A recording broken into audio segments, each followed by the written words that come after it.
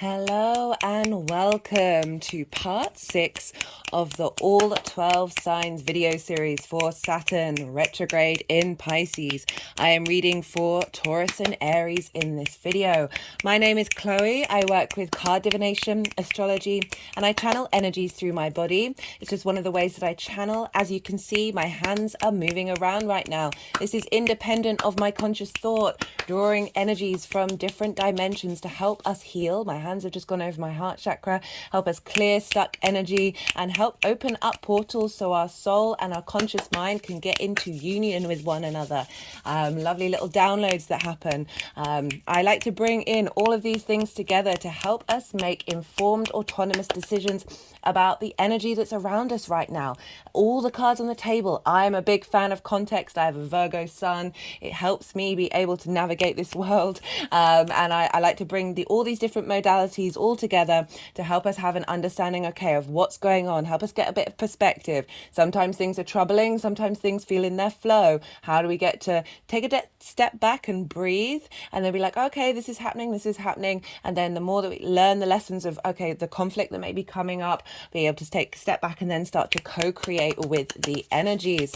I work with the Hellenistic principles. This is from the Greco-Roman period, so a more traditional way of working with the astrology over 2,000 years ago, as well as on my own intuition of how, obviously, because all those planets, all those interpretations of the signs and planets, I feel like there's key themes, but they're also constantly in a state of evolution, as are we.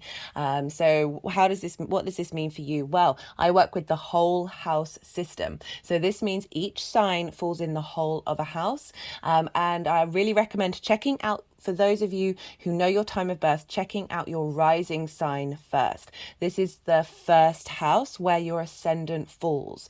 This is what's rising on the day of your birth.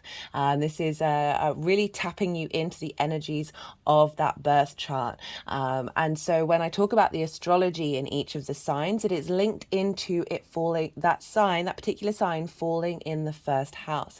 This doesn't invalidate you looking at any other sign, or if you don't know your time of birth, that's okay. There are ways you can rectify, so that's something that you can work on. But also, like your sun or your moon or your Saturn in this case, looking to where they fall in your chart, the sign that they're in, the house that they're in, the themes of that house, and apply those themes to the messages that come through. It's as if that sign has now moved to the first house, so it still will then have the delineations of of the astrology of what's being talked about as if it's the rising sign, as well as the themes of wherever it falls in your chart. It's really helpful to check out your rising sign, and then depending if you've got a day or a night chart, check out your moon or your sun, or do all of them. We have all the signs in our chart. They all represent different areas of our lives, and if you I know it's a lot of content, but if you watch all of the signs, especially for a bigger transit, this gives you a fuller, more rounded understanding of how that transit is affecting every area of your life and not just a specific area. Yes, there'll be major themes. One particular house may have more resonance or more volume in terms of the frequency, but it's still going to be affecting every other part of your chart. Right, so in these collective readings, these all 12 signs readings, I focus on the inner work. For some astrology and some tarot, say if court cards come up, some astrology, if it's happening in a certain house, that can represent other people in your life. But it's my personal opinion that it also represents you. Like there is the capacity of these things showing up in many, many nuances. Astrology, energy, the universe that we live in is nuanced and layered. So there can be a certain big impact, but it doesn't mean that it's not going to be affecting you on lots of lovely little areas. And it can both manifest in you and the outside world. If you had a more personal question linked around romance or work or anything like that, or just a general natal chart, that's how I'd interpret the cards, like court cards, as being other people in a little more detail. Do check out the description box where my email address is. If you want a personal reading, I will get back to you and let you know what is on offer. I tend to cater it to the client. But in general, in these readings, I focus on the inner work because that is the most consistent thing with all of us, right? The more that we do the inner work, the more that we focus and be mindful of our emotions, our ideas, our physical body, and all the whole holistic understanding of you as an individual, as a universe manifest in individual form. The more we peel back the trauma responses, peel back the limiting beliefs, we sit with our actions, we question, we see the mirrors that are around us. If we're judging other people, bring it inward and see, okay, how am I doing that, even in the most nuanced of ways? Why am I kicking off like that? Why does this hurt me? All of these things, get to the root of them, sit with them, hold space for them, let them to move through you. I really feel with this transit of Saturn in Pisces that we're really going to really learn to understand that the light and the dark are two parts of the same coin, and that we shouldn't shame one side of it. We shouldn't reject the ego. We shouldn't hide from the shadow. We shouldn't want to banish it and dissolve it. It is part of this human experience. It's part of the universe. And the more that we work with it and give it space and let those unintegrated parts of us just be able to sing their song, right? So we have our own soul song, and there are nuance within us that all want to let their music be heard. Let it be heard, let it flow through you, and then it will start to evolve and grow and shift and change, and we get into harmony, create a harmony of chords, of notes within our body that are in more flow, because we're no longer blocking that energy that is causing that note to be in discord. So that's why I focus on the inner work, because that is the most consistent thing. There's so much craziness going on in the world. It can feel very overwhelming. So if we take a step back, we focus on us, the more that we integrate ourselves, the more that integrated energy is available to the collective consciousness. It's so very clear right now that the unintegrated trauma, shame, rejection, abandonment, fear, anger is so loud right now because we shame these things, because we hide from these things, and we don't have empathy and compassion for why they get there. So that's what I focus on in these videos. I want to say a big thank you for all your returning viewers, and hello new viewers, welcome. I hope something in this resonates and helps you get a bit of perspective, helps you feel empowered of how to work with this energy, be able to take a step back if something is feeling really heavy and go, okay, this is going to pass, and what can I learn from it? So try and flip the switch. I've got the happy Buddha here, the laughing Buddha, as a guide for us to sort of, it's not about denying the fact that a situation may be difficult, but it's not about denying those emotions. One of the key themes that I brought up in the introductions was let those tears fall out. Don't suppress them, but also don't feed them. Like, don't perpetuate that loop. Let it just flow through you, and try and find some laughter in it. Try and find something in your life that you can smile at, and then bring that memory into your mind. Speaking of introductions, in all of these introductions, I bring up a different theme. I talk about a different part of what this transit's going to feel like. Yesterday's introduction, which was part 5, I talked about the id, the superego, and the ego, and the message that came through, I pulled cards with that. The message that came through was beautiful. Like I felt really, really honored to be able to experience that and share that with people.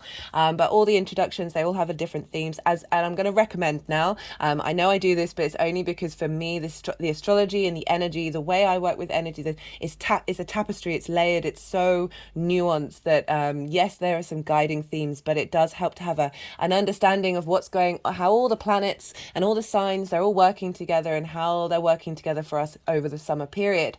The Saturn in Pisces, the first transit video that I did. Sorry, I meant to say. All the planets and all the signs have playlists, so these are really easy to find if you just go to the playlists, and they'll pop up.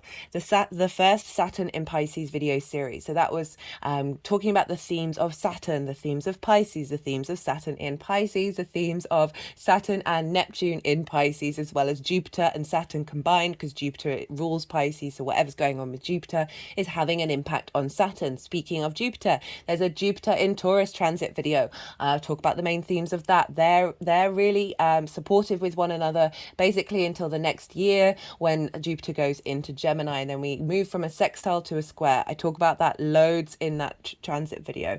Jupiter is in Taurus, ruled by Venus. So Venus is over in Leo. This is a big deal for a lot of us. This Venus retrograde's the least out of all of the planets. So I've done a Venus in Leo transit video, including the retrograde of So this is starting a whole 8-year cycle. The last time she was retrograde in Leo was 2015. So these are all very loud right now. And I feel that Venus retrograde is the linchpin for how we respond to everything else. So we're going through big shifts over the summer with these retrogrades where it's time to revisit and go over things. Is there anything else I wanted to say? I think that's kind of it. I'm going to talk in this introduction. I'm just going to talk about a couple of things that have kind of popped up, sort of bringing together all the major themes. I'm going to maybe shuffle some cards because I always just like doing that just to see what wants to come out. And then I'm going to kick off with Taurus, and then I'm going to read for Aries. Okay, so why that's half and half.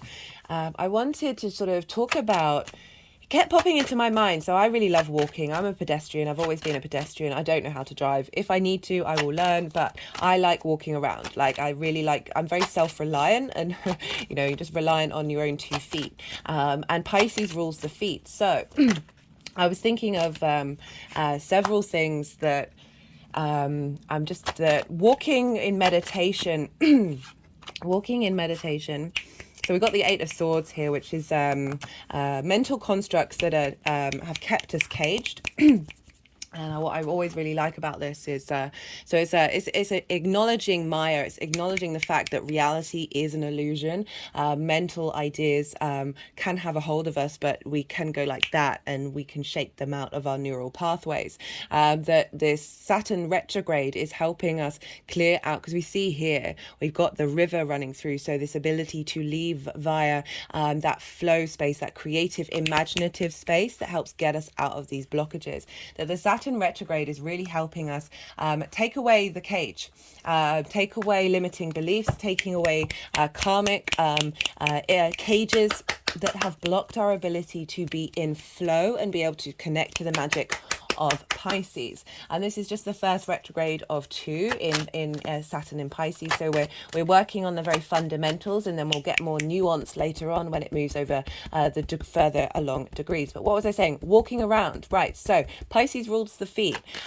We are dealing, Jupiter is in Taurus. These are the 2 long-term, I'll mention it. 2 long-term, they really want you to focus on your long-term legacy. They're longer transits. And they're setting up longer cycles. Jupiter is 12 years. Saturn is thereabouts is 30 years. So they're working together in yin night signs. This is the receptive energy. This is about being in observation, slowing down, nurturing, taking care of something and getting all of the nuances and details and context before then taking instant action, right? So they're sextiling one another. This is an aspect of Venus. She wants to bring harmony and love and appreciation, as well as creativity. She was the patroness of the arts. But this energy is so Jupiter, getting in touch with your physical senses. I talk a lot about going out and being barefoot on the ground, getting in nature, just slowing down, not having yourself be busy.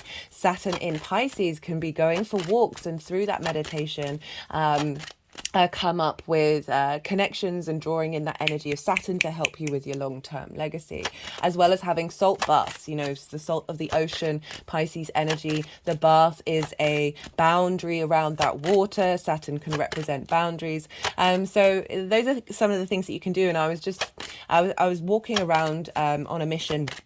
And it made me think about how when you're going somewhere for the first time, so this is when Saturn was direct, okay? So Saturn started its shadow phase on the 11th of March, which was when it was going over territory that it would then go back over.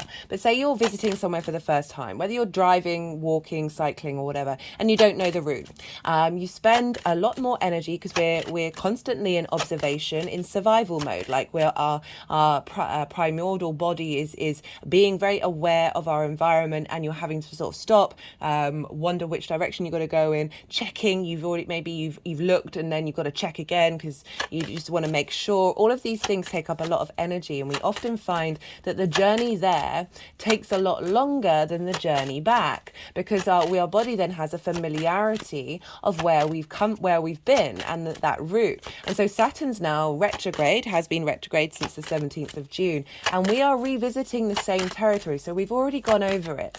So when we then go that journey back from a new place, we're a little more at ease. We're not all our senses aren't engaging in collecting information to make sure that we're safe. We have an understanding of where we've come from.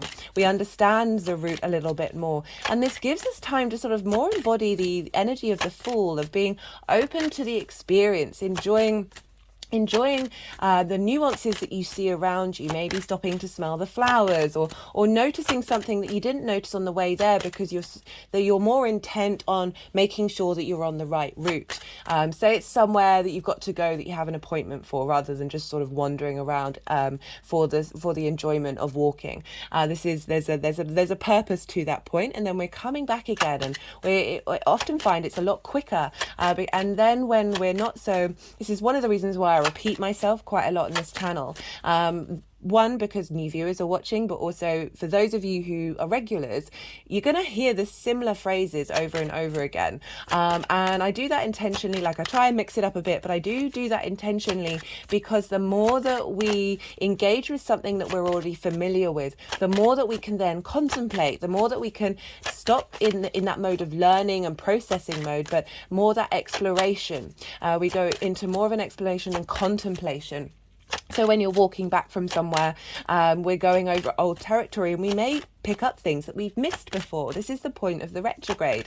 Rather than that direct motion of getting from A to B, where we might have missed out on something, now we have the ability to go back over old territory, to see little nuances and little sparks that may kick off our intuition, kick off our creativity of building on everything that we've already learned, and then finding...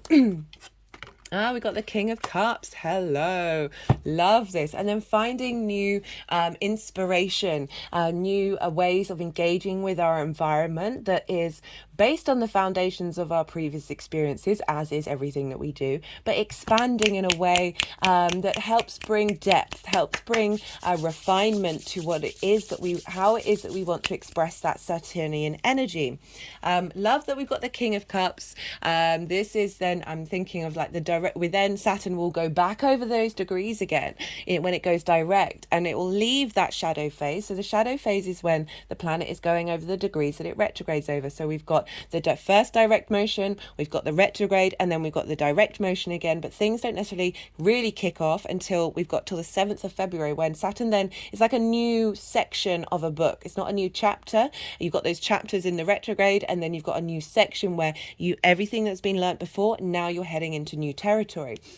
When I like the King of Cups, so this is like really tapping into that Piscean energy of being in emotional control, not getting, so you see here, I was just talking about the King of Cups to a friend this morning, so this is interesting.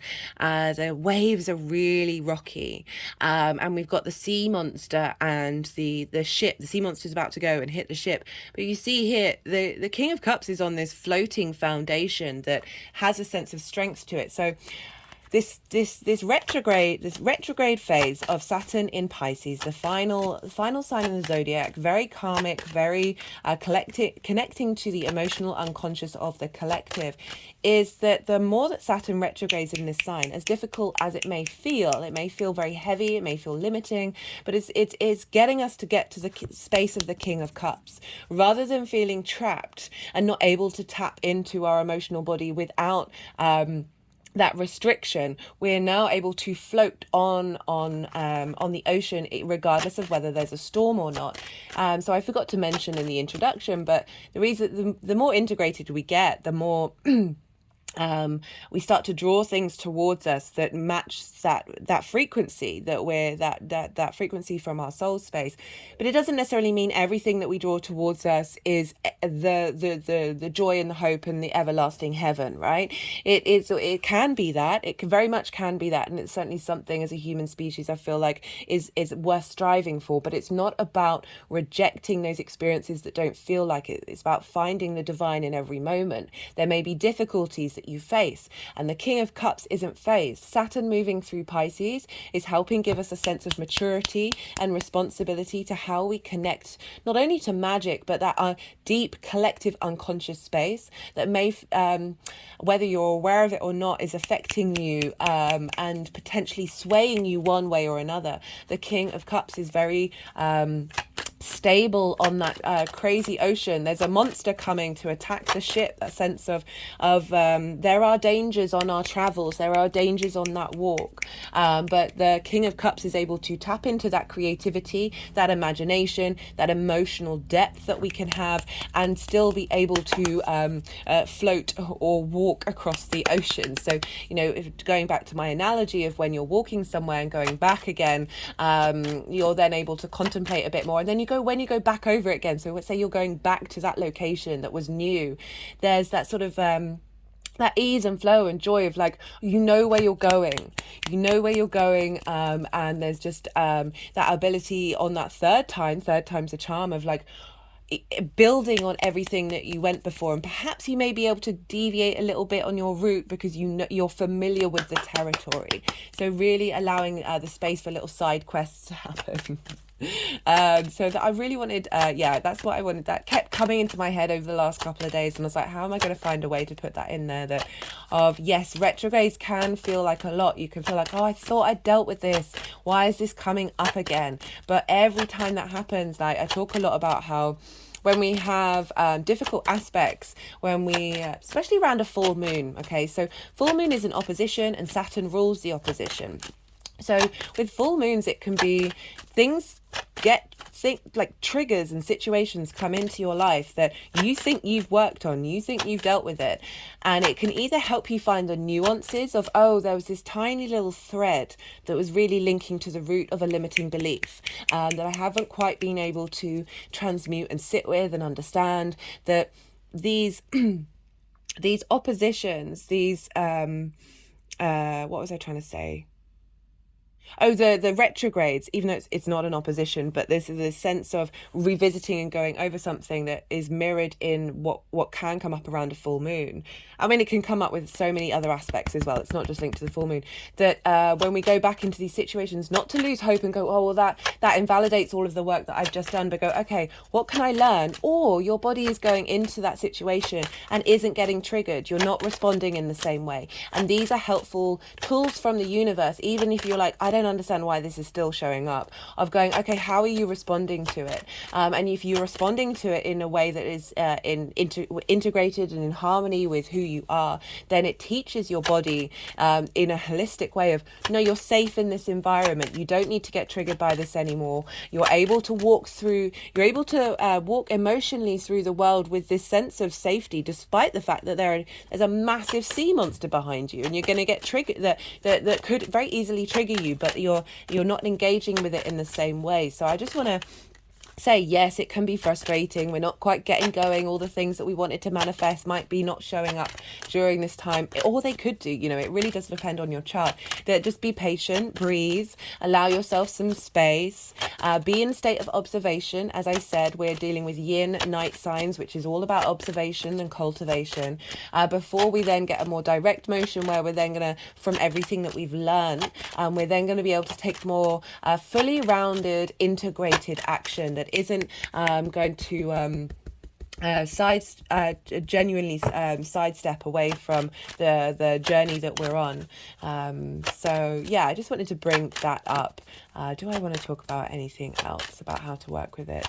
I mean, there was just a couple of things that I saw in the newspaper yesterday, which was when the moon was the moon was in Taurus, and the moon represents the people in terms of mundane, big collective astrology, because the sun was the monarch, so the moon was the people.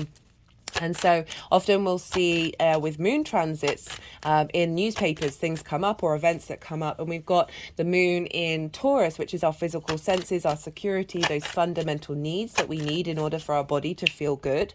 And it was sextiling Saturn, as well as coming up to a conjunction with Jupiter off the bat of, it conjoined with the North Node first, then sextiled Saturn, and then came into a conjunction with Jupiter. Jupiter, and there was a big thing in the paper in the UK about how the Thames Water, and so this is the water in a water company that maintains the water pipes. So everyone has to pay money to them in, I think, most of the UK. The Thames Water company facilitates. And across the board, you can't make it up with this Saturn ingress into Pisces. So much stuff about water has come up. I talk about this loads in the previous cycles of Saturn being in Pisces. You get a lot of water for infrastructure bills happening and support towards that. There was that the Thames Water company was going to sort of go bust, right? They'd messed up on what they were doing. They've also been leaking. I can't remember how many litres of sewage water. It'll be gallons of sewage water into. I mean, the state of affairs is just utterly heartbreaking. But they've had a boost of money, right? So the government have given them some money rather than the government stepping in and taking over. So there's this sense of for Saturn wants you to look at the rules and regulations. Once I talked about this in the part 1 of that submarine sinking. That wants you to. It's about structures and systems. Saturn wants you to get good solid foundations, so you don't get something falling apart after you've put a load of effort into it. So I just thought that was really interesting when we had the moon in Taurus, of that physical senses of taking care of the people, in terms of the collective water, Saturn in Pisces. Also, the last time we had King of Swords, finding clarity and the inner truth in the way that we're able to communicate our emotional body. We've got 2 kings here. Really like the combination of these 2 kings of seeing things clearly. The King of Swords can be a bit stern, so very much Aquarius energy, which is ruled by Saturn, of getting that higher perspective though, getting that higher perspective in order to engage with our emotional body with this retrograde. But what was I saying? Yes, so the last sort of elections we had in the UK, I think it was just local government. Across the board, the Conservative Party, who are the current party in power, lost loads of seats. And there was a poll that was done that they said across the board, like I think it was the main thing that people were the prioritizing in who they were voting for. The third thing thereabouts was waterways, was sewage, was cleaning up the waterways, because companies are allowed. They get fined very little money. Like the law behind companies' responsibility with the waterworks are absolutely messed up. And I would swear if I was by myself, probably scream as well. That was the main thing in loads of different counties, loads of different areas around the UK. That was in the big 3 of what's important. If you think about that, when we are living in a time when everybody has absolutely been, small businesses, medium businesses, they're really struggling. Everything is very, very difficult in lots of very fundamental security, foundational food, water, money, roof over your head things, traveling around, oil, all of that stuff. Some key, obviously not compared to a lot of places in the world. Do know that I'm always very aware of that, and it was very interesting that out of all of the things, that was one of the key things. It's not about immigration, right? It's not about worrying about that. It's about, is the land we're on poisonous or not? It's like the fact that I don't think there's a single waterway in the UK that is deemed clean. And the beaches and the seas are getting worse and worse and worse. For me, Saturn in Pisces, very much helping us facilitate that. And the way that we can bring that down into the personal level, okay? The way that we can integrate that is tend to your ocean, tend to your waterways, that emotional current that we have, this river that we have that can help us navigate the illusion, the delusions, the frustrations that we have around us. And that's going to be very specific to wherever Pisces falls in your chart. So do check out but as I said, like, you can check out any sign. It will have an impact just cut the deck and got the 10 of Pentacles. That this is about long-term legacy. This is about establishing a way that we connect to that emotional body with responsibility, with care. It's about doing the due diligence. It's about not getting lost in that ocean and being mindful. Saturn really wants us, like, ways that you can embody Saturn is volunteering, clearing up, maybe go through your wardrobe and donate your stuff to charity, or not just the wardrobe, but stuff around the house. You're like, I don't need this, but this is lovely. And just this sense of cleaning up and taking responsibility for your emotional state, and how being mindful with it. It's not about shaming it, but just be in observation, saying, where are the cracks? Where are the cracks? And tend to those cracks. Okay, I'm going to leave it at that. Be good to yourselves, be good to those around you, and most importantly, be well until we meet again.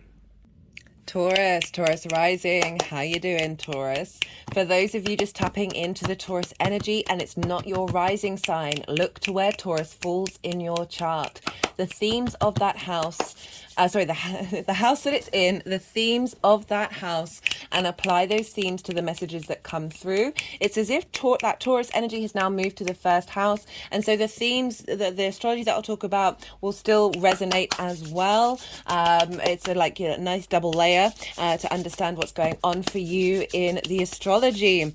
In general, regardless of whether it's your rising sign or not, Taurus and Pisces energy sextile one another. This is an aspect of Venus. She wants to bring creativity, harmony, connection, pleasure, value, appreciation, and love into your life. So this is a very supportive energy. Wherever Taurus falls in your chart, it's about brainstorming, right? So it's following the aspect of a conjunction, which is seeding energy. Then it moves on to a sextile, where we then start brainstorming. We got two elements. They're different elements. And different modalities. So Taurus is fixed, Pisces is mutable, but they are both yin night in nature. So there's a sense of observation, of there's a heaviness in terms of, there's a commitment there of cultivation. Through that cultivation, we get the nuances and understanding of what to truly then do when we start taking action. And so this is very lovely, supportive energy, very free flowing. To your Taurus space. For Taurus rising,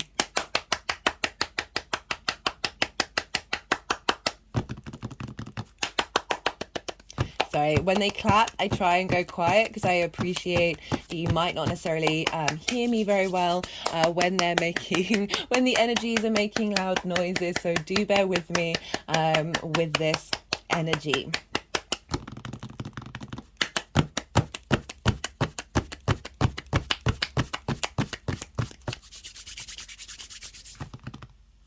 Okay, so for Taurus rising, Pisces for you is over in your 11th house.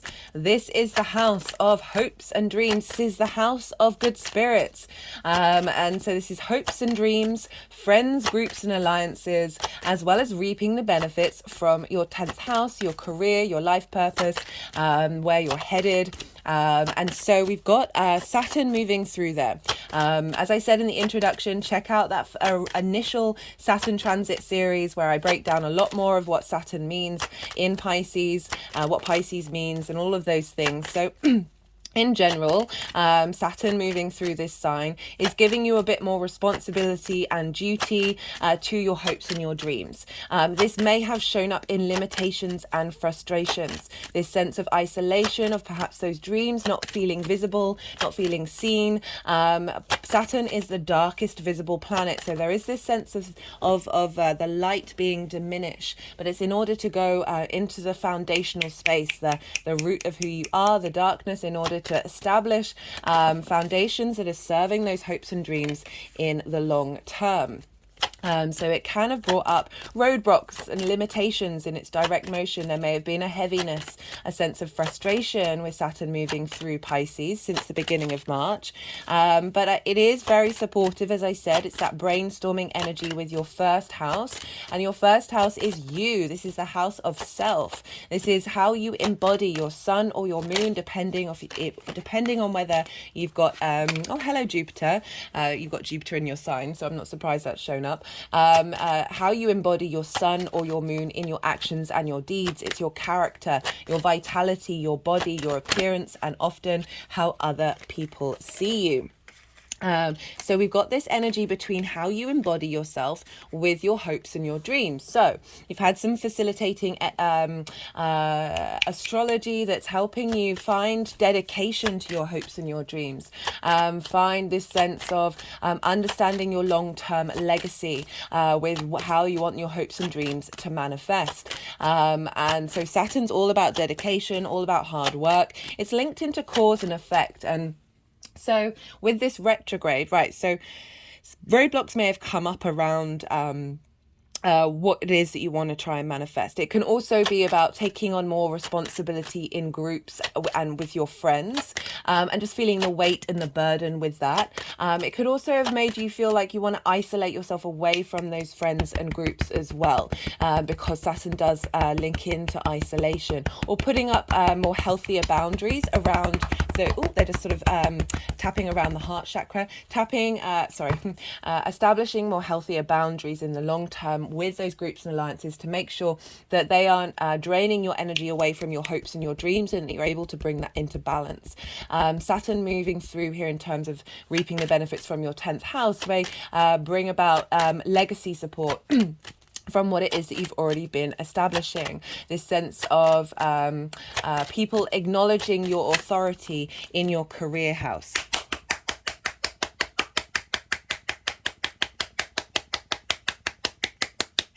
You having a bit more authority with groups and alliances, you know, the kind of people that you want to bring into your space and engage with, and what it is that you're sharing with them. So it can come up in all sorts of ways. Like, definitely Saturn moving into a sign can be both a balance of you feeling your own empowerment and authority, as well as that being questioned. So with this retrograde, we're going over this. I meant to mention, I'm pulling cards for 3 different piles. The first pile for when Saturn's been direct in Pisces, the second pile for the retrograde itself, and then the third pile is how this energy is moving forward. So Saturn going retrograde, we're revisiting that internal space. So the power of Saturn is 3 times closer to the Earth when it's retrograde. So this means it's far away from the sun and the sun's energy, that sense of vision, clarity, and direction, like that fast moving forward. But we've also the Earth energy is drawing that Saturn energy towards it. So this can be a really great time of instilling that sense of duty into your 3D actions, of being able to create those healthy boundaries, as well as release trauma responses and habits and addictions around how you engage with your hopes and your dreams. Perhaps you may have been a little, not necessarily too idealistic, but certainly there may have been things blocking how you manifest your hopes and your dreams, as well as you may have been very social and wanting to engage in the outside world a lot more, engage in groups. And Saturn going retrograde can help bring things into balance. As I said, Saturn rules the opposition in the introduction, and the opposition is all about things coming into balance rather than seesawing from one side to another. So the retrograde, it can help us go back over old territory, help us understand and have a little more clarity about what those roadblocks meant. Saturn can often bring about tests of commitment to your legacy. So whereas Jupiter can bring out tests of commitment to your faith, Saturn can bring out tests of commitment to your legacy, and these are going to become a little more clearer. It's like, are you gonna walk your talk? Are you going to get knocked off your perch, or are you going to keep on going despite what those groups and alliances may have responded to you, despite your hopes and dreams not necessarily manifesting? Now is a really great time to commit to those things and give them strength and power. Saturn's, as I said, about authority, responsibility, but it's authority where you're not diminishing from other people's authority. There's a more an innate foundational confidence in the way that you express your power. Power is not a bad thing. It's just only when it's misused. So working and navigating with that, bringing that into balance, finding the wisdom from how other people, big groups and alliances may have responded to you, finding creative ways of working that, bringing things into harmony with how you embody yourself. So you've got a lot of support of Saturn. For me, the key word is legacy. I look at famous people's natal charts as well as clients and people that I know. And across the board, wherever Saturn is having a fundamental impact on the legacy. It can, at the beginning parts of our lives, represent trauma and restrictions and limitations, but through those we've been able to grow and we really know what's truly important to us. So Saturn moving through this sign, sextiling your energy, is really helping bring into harmony how you embody yourself in relation to your hopes and your dreams. And this retrograde can help us revisit and go over those nuances to really, whatever projects you may have had to help manifest those dreams. Now is a great time to really making sure that the foundational structures of them are strong, right? Saturn comes along and tests those foundations. I link into the first, in part one, I talked about the submarine, about the Titanic that happened with the retrograde. They hadn't done the checks and balances. And so things fell apart. So things may fall apart in this retrograde that you're like, oh my God, I thought I'd sorted that out. But it's to help serve you in the long term. This is instigating a new 30-year cycle of dedication and maturity around your hopes and your dreams and your friends, groups and alliances. Because we're dealing with Pisces, Jupiter traditionally is the ruler of Pisces. So we look to where Jupiter is. And hello, Jupiter. This is the card for Jupiter. Where's Jupiter? Jupiter's in your sign, Taurus. So you've got this sense of wisdom in how you embody yourself. Jupiter's starting a new cycle for you. It's in your first house as well, so it's a very pivotal house. It's an angular house, 1st, 4th, 7th and 10th, the angular houses. So this is a big transit, that Jupiter transit. Check out the Jupiter series if you haven't seen it already, where I break that down in more detail. But Jupiter wants to elevate, bring inspiration and wisdom, and bring a sense of cohesion through that inner wisdom of the journey that we learn, that deep inner confidence, that is integrated confidence with wisdom, that Jupiter can bring wherever it's transiting. Through that and how you embody it, you're finding the long-term legacy, because they're both the last two visible planets to the naked eye, that the big sort of more social planets rather than the personal planets of Mars, Mercury, Venus and the Moon and the Sun. Though we have these planets that have longer transits, so they are more about the long term, that you're finding an innate wisdom in how you embody yourself with Jupiter moving through your sign. And through that innate wisdom, that's when we get the opportunities, the luck, the abundance come along that is so linked into Jupiter. Jupiter is a yes planet. So the influences of how you embody yourself and the wisdom that you're finding in your actions and how you express that is finding ways of bringing creative ways of you being able to fulfill your hopes and your dreams, or at least start a whole new cycle of strong foundations in relation to them. An understanding of yourself, and therefore how is that reflected in your groups and alliances, and having more confidence with that, especially with Uranus being in your first house for so long. Uranus really wants you to be comfortable being you, and in the first house this is a big transit, without caring necessarily about what those groups and alliances think, and not letting them get you knocked off your perch, right? It doesn't mean that you can't find wisdom and joy from those groups and alliances, but so often we can be affected by the collective. And the 11th house can often represent that sort of collective of your tribe, okay? So rather than the big outside world, this is more your tribe, your kinship, of what sort of engagement you have when you are in a group situation. So that aspect between Jupiter and Saturn, so whatever's going on with Jupiter is impacting Saturn, and they happen to be sextiling one another at the moment. This happened on the 19th of June, a day before the summer solstice. I pulled cards for that exact aspect of the sextile in the summer solstice video series, so do go check that out if you want more information of what that particular major aspect is. That's going to be affecting us throughout the year, essentially until Jupiter moves into Gemini, because they are both going to retrograde, both Saturn and Jupiter. They're going to make that sextile more than once, so they've already made it. That's the instigating of that creative energy, and then we're going to revisit and go back over it. So we've got a lot of brainstorming, a lot of harmonizing between you and groups and alliances. Maybe you felt out of sync with them, and this combination is really helping you either engage in different groups and alliances that are more in alignment, or being more at peace with that discord, because not everyone, we can't always agree, and just being more confident with that and finding your own inner authority in that environment. So that's in the summer solstice video.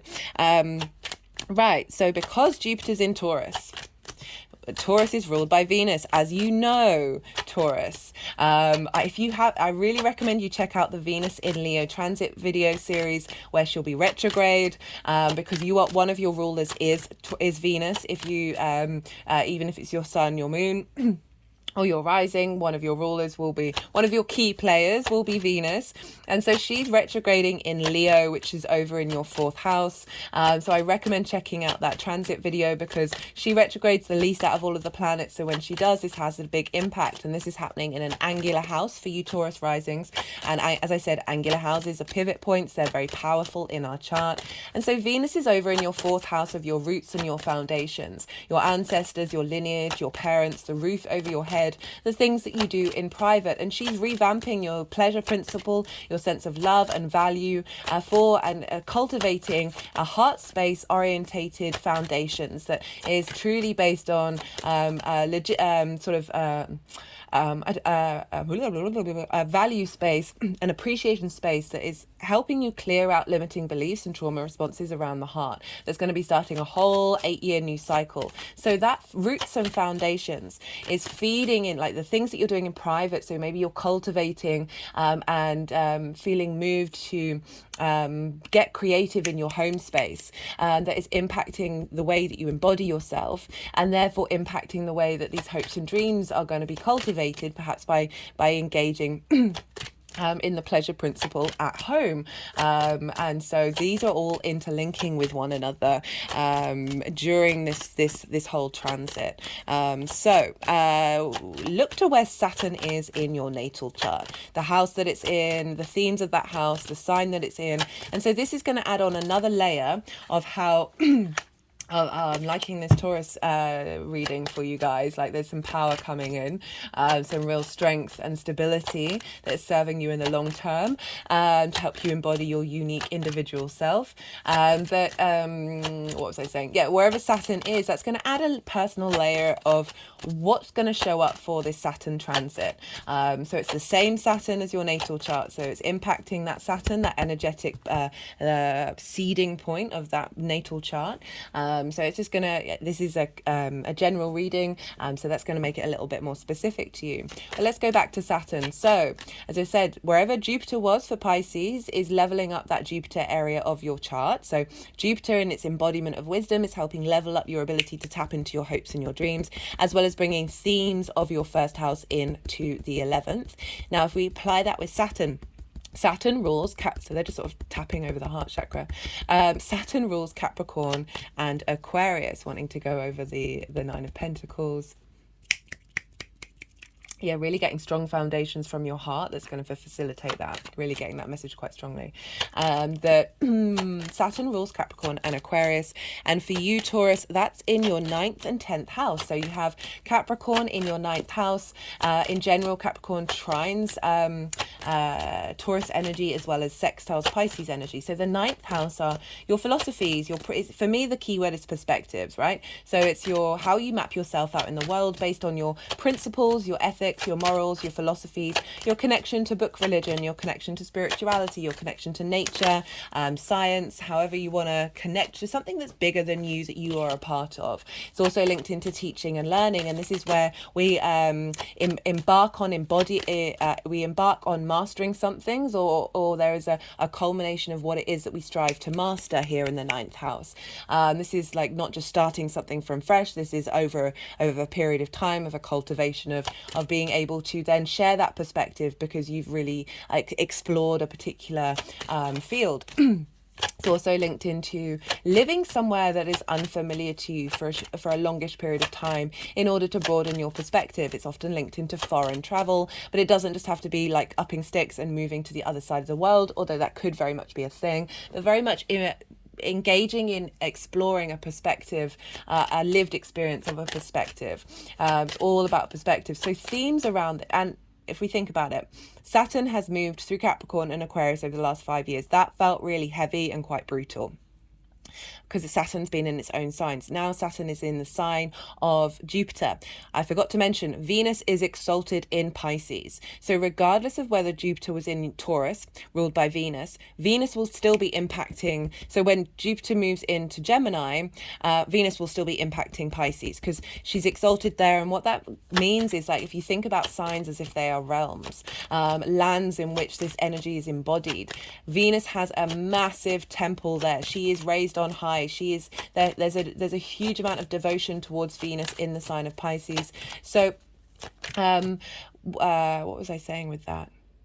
So instead of being Saturn being in its own sign where it's got its own tools, it is traditionally the greater malefic. That's the, it rules a hard aspect. Hard aspects take a lot of work to get the magic to come through. It can be difficult, frustrating, limiting. It's almost like a no planet. Whereas Jupiter is a yes planet, and Venus and Jupiter are both the benefics. They want to help us out. There's free flowing energy. It's easy. It's soft.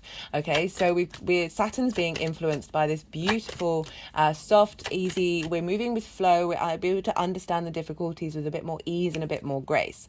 So themes around the ninth house may come up around groups and alliances. This could be your hopes and dreams shifting in alignment with how you perceive yourself in the world, or those philosophies or principles or perspectives shifting and changing by you engaging and being more responsible in groups and alliances, or getting them in alignment with those perspectives, groups and alliances, as well as potentially, as I said, mastering something that is helping facilitate your hopes and your dreams. So finishing a course where you feel there's this is adding on an advanced layer of your understanding, as well as engaging in, and perhaps some of you will be moving, whether that's long distance or wherever it is, that through that broadening of perspective, you then encounter different groups and alliances that then facilitate your dreams. So this can show up in all sorts of ways. Perhaps you are teaching groups and alliances, your perspectives for some of you. That combination can definitely come up, because Saturn is very much about responsibility. There's a weight to it. There's a heaviness. Work is a wonderful thing. It doesn't have, the saying hard work can imply a lot of negative connotations. You don't want to be burnt out. Be mindful of being burnt out, and always find space for your private life. And I feel like Venus moving through the fourth is really helping that. Or perhaps for some of you, that's where you're doing the hard work. Also, the 10th house is Aquarius, right? So this is another sign that Saturn is leveling up with its journey, as well as themes of that sign applying to the 11th house. The 10th house, in general, Aquarius squares your Taurus energy, squares are an aspect of Mars, and this is... The 10th house, I like to focus on life purpose, because it doesn't just have to be about work, career. It is your guiding light that is pushing you forwards. With the 2nd house are the tools in which you have in order to make your money. The 6th house is how you work, the lens in which you work through. And the 10th house is that pull, that direction, that light. So, it can very much be career. It can be reputation and how the big outside world see you, as well as bosses. So there may be things cropping up in your career that your hopes and dreams are able to boost, as well as your understanding, because Saturn's moved out of there.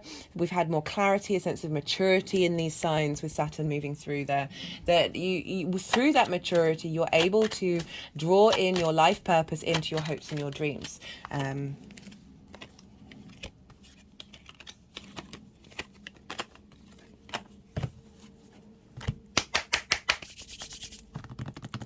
to think what else might come up. You may have a boss who acknowledges the work that you've done, and you might get a bonus from the 11th house, so reaping those benefits through your hard work and your diligence, as well as now Saturn is now you may have more clarity and understanding of Saturn leaving Aquarius, of the direction you want to go in, whether that's elevating the career that you're in, or changing direction. Saturn's now putting in the work to help facilitate that.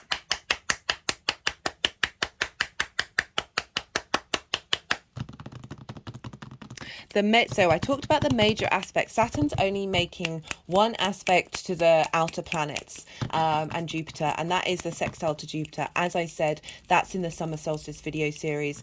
Neptune is retrograde in the same sign. I pulled cards for that in the Capricorn full moon to help us give an understanding, because now those two planets are both retrograde in the same sign, and that's a general energy that's working with Saturn.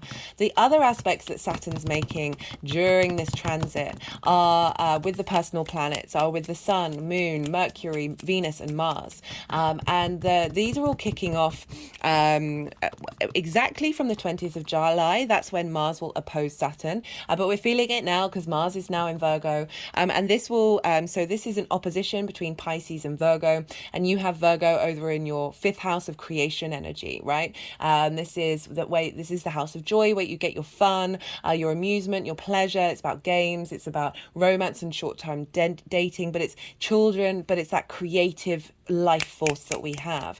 So we're going to have this balance between the personal planets in Virgo with Saturn retrograde in Pisces of how are we instigating and taking action and engaging with our creative energy that's facilitating our hopes and dreams. For some of you, this may feel like it's out of balance with the retrograde, but know that this is about finding the details and bringing those two things into balance, that faith of Pisces and the details and the facilitation in the 3D world of Virgo. And all of that Virgo energy is trining your Taurus energy. So we're going to have we're going to have trines and sextiles. A trine is an aspect of Jupiter, wanting to bring inspiration, elevation, cohesion, that sense of easy, free-flowing energy. They are the same element. They are both night and yin in nature. The only difference is the modality. So you've got fixed and mutable. So your ability to be able to change and adapt your creative energy in order to facilitate this fixed driving force that you have as your rising sign. So this can be very supportive. Oppositions can bring up a sense of limitations and frustrations. These are all helping you in the long term. But overall, I've been getting the feeling of this is supportive, because all of that Virgo energy is going to be trining Jupiter at the same time. So we've got this help from Jupiter that is facilitating our long-term legacy, but with everything being in Virgo. Mercury's going to retrograde there as well, so we're going to have lots of retrograde stuff going on. And so this is going to be very creative energy, free-flowing energy to your Taurus energy, but this sense of momentum and staying power with Saturn. So yeah, those actions are going to be great. Then we are going to have the next set of aspects are going to be in Scorpio. So this is from the 13th of October to the 23rd, when the aspects are exact. And we're going to have Mars, Mercury, and the Sun all move into Scorpio. Venus won't during this retrograde. It's just Mars, Mercury, and the Sun. And obviously the Moon's going to be making aspects throughout each lunar month that is going to be bringing in just a boost of the clock in of our intuition and where our needs are being met. So in Scorpio, this is opposite your Taurus energy. But this is trining Saturn. So whereas before the Virgo energy was trining Jupiter and opposing Saturn, now we've got that Scorpio energy that's trining Saturn but opposing your Taurus energy. So we've got this lots of oppositions, trines, and sextiles. So we've got this wonderful balancing act while being incredibly inspirational. So that Virgo energy was opposite. We're figuring out the details that we may have missed and bringing things into balance before then moving into Scorpio, where we're then getting inspiration from what we've learned from that opposition. And that's all happening for you, Taurus rising, in your 7th house of one-to-one relationships, business partners, clients, one-to-one clients, intimate friends, long-term committed romantic relationships. It's kind of linked into contracts, as in like there's an agreement between you and another person of what you're both bringing to the table. There's this sense of commitment there. And so we've got all that going on in Scorpio. The nodes will have moved from there. I don't think, we don't have an eclipse in Scorpio. We're going to have another eclipse in Taurus. But it's when the nodes are just there, they'll be in Libra and Aries. So it's an out of sign eclipse, which is pretty wild. But we're going to have all of this your one-to-one relationships, finding wisdom and elevation, perhaps getting support from them to help facilitate your hopes and your dreams, an understanding of what it is that you need from those one-to-one relationships that means that your hopes and dreams don't get diminished, that you're just seeking a little bit more clarity and wisdom and understanding, and making sure that you are able to embody yourself as well as still hold space for those intimate relations. Okay, that's kind of everything that I wanted to say. They've put the deck down, all the cards are out. This is when I'm going to go quiet and do some energy work. Then the energies that I channel are just going to move the cards around. So I find it a little difficult to channel, think and talk at the same time when they're moving cards around, because I have to let my mind go a little bit blank and let the energy flow through me. And so this is when I'm quiet. You've just had loads of information. The Saturn went retrograde on the 17th of June. So there's a reason why I've done it a little bit later rather than exactly at the time. You've been experiencing this energy, so now you're gonna sort of think about what's been going on in your life, see what's been resonating with what's been said, get some intuitive hits about how this may manifest moving forwards. Just really let that information digest into you. Take a pause, let your mind soften and see what comes up in your physical body, your emotional space. And then I'll start talking again and bring the tarot into the astrology.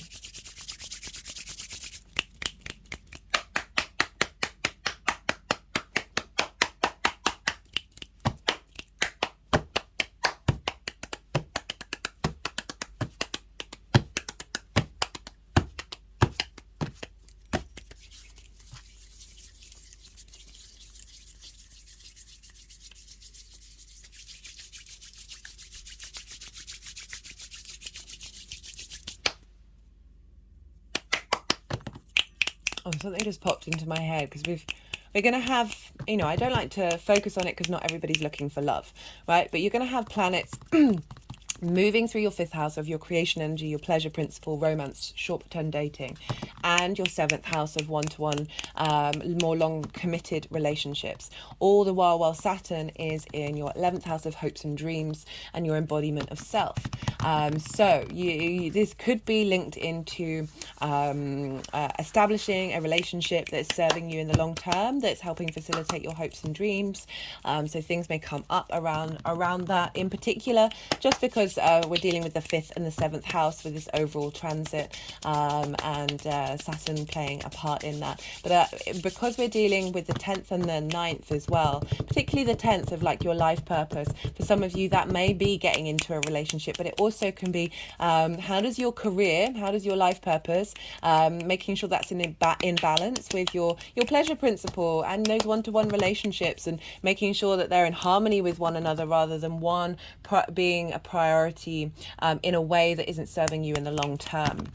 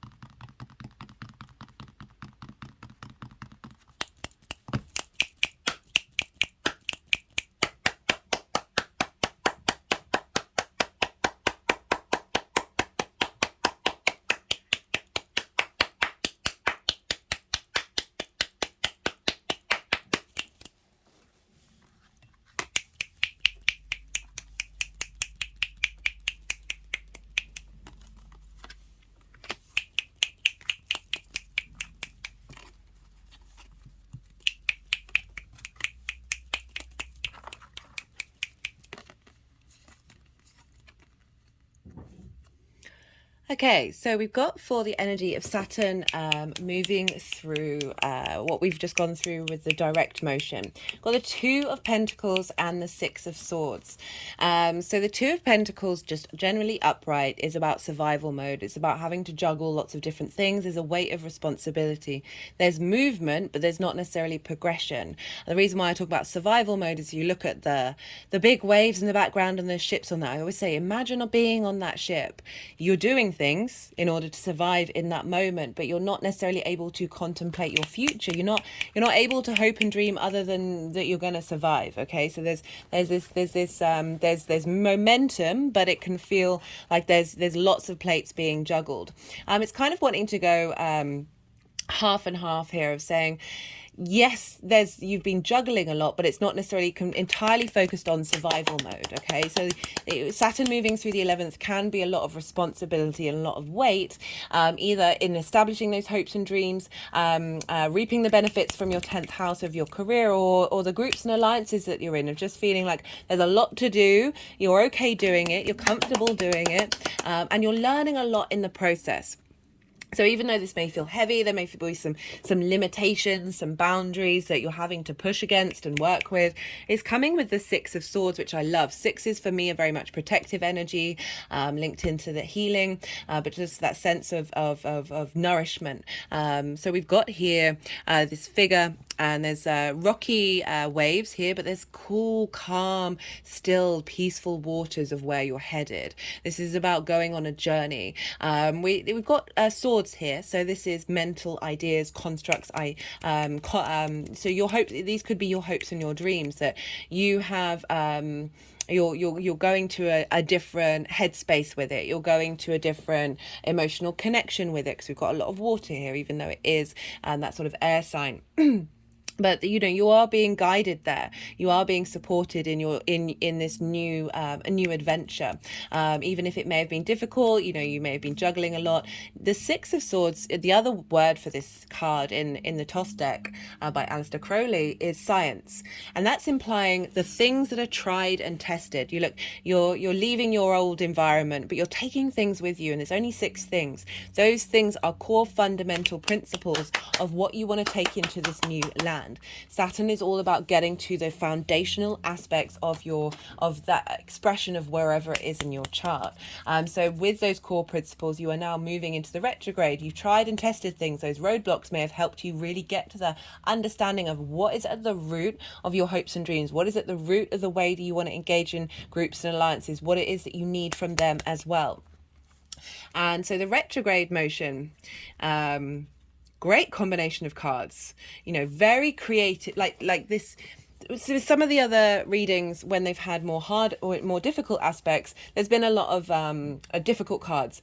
Even the Two of Pentacles, it's wanting to go half and half. Yes, it may feel like you're not quite getting anywhere, it may feel slightly survival mode, but actually it's more about the fact that you've been doing, there's been a lot of hard work that you've put into figuring out what's truly important to you, even if that may have felt like a heavy load. We're now moving on from the Six of Swords to the Seven of Swords. I love the Seven of Swords. It gets a bit of a bad rep, with the Queen of Cups and the Wheel of Fortune. Okay, they're wanting just to hold these two up first. So the Seven of Swords for me is this, when that popped up, it made me giggle. It made me internally giggle, because it really seems very appropriate for the for Saturn in general, and as well as the retrograde of you've had limits and roadblocks, and feeling like you haven't had all the resources that you've needed. And this is about thinking differently. This is because there may have been those limiting blocks. Now we're going back over that phase where we're more understanding, we have more clarity and connect, and we're able to move with more peace through these roadblocks, and we're able to think differently. This is about coloring outside the lines, thinking outside the box. I need another phrase for that, because it makes me internally cringe every time I say it. But if you think about this, right, so this is the five, is carrying the Five of Swords. So this figure is going into the other side's encampment and stealing their resources in order to stop conflict, in order to stop the war. So the Five of Swords is all about conflict. So there could have been ideas and structures that haven't served you, that you are now able to think a little bit more clearly. You've got the two fundamentals left behind, and you're able to, thinking of the Two of Swords, right? The figure is blindfold, and there's still waters in the background of really going inner to your inner resources and that vast ocean of the collective unconscious that is available to you to help manifest your hopes and dreams. And through that stillness, rather than the fighting and the conflict, through that stillness, we're able, that's when the eureka moments happen. Okay, so when people are walking around in the forest, having a bath, letting your mind still, that's when that creative magic between us as the individual form of the universe and the creation energy of the universe come together and go, make magic, right?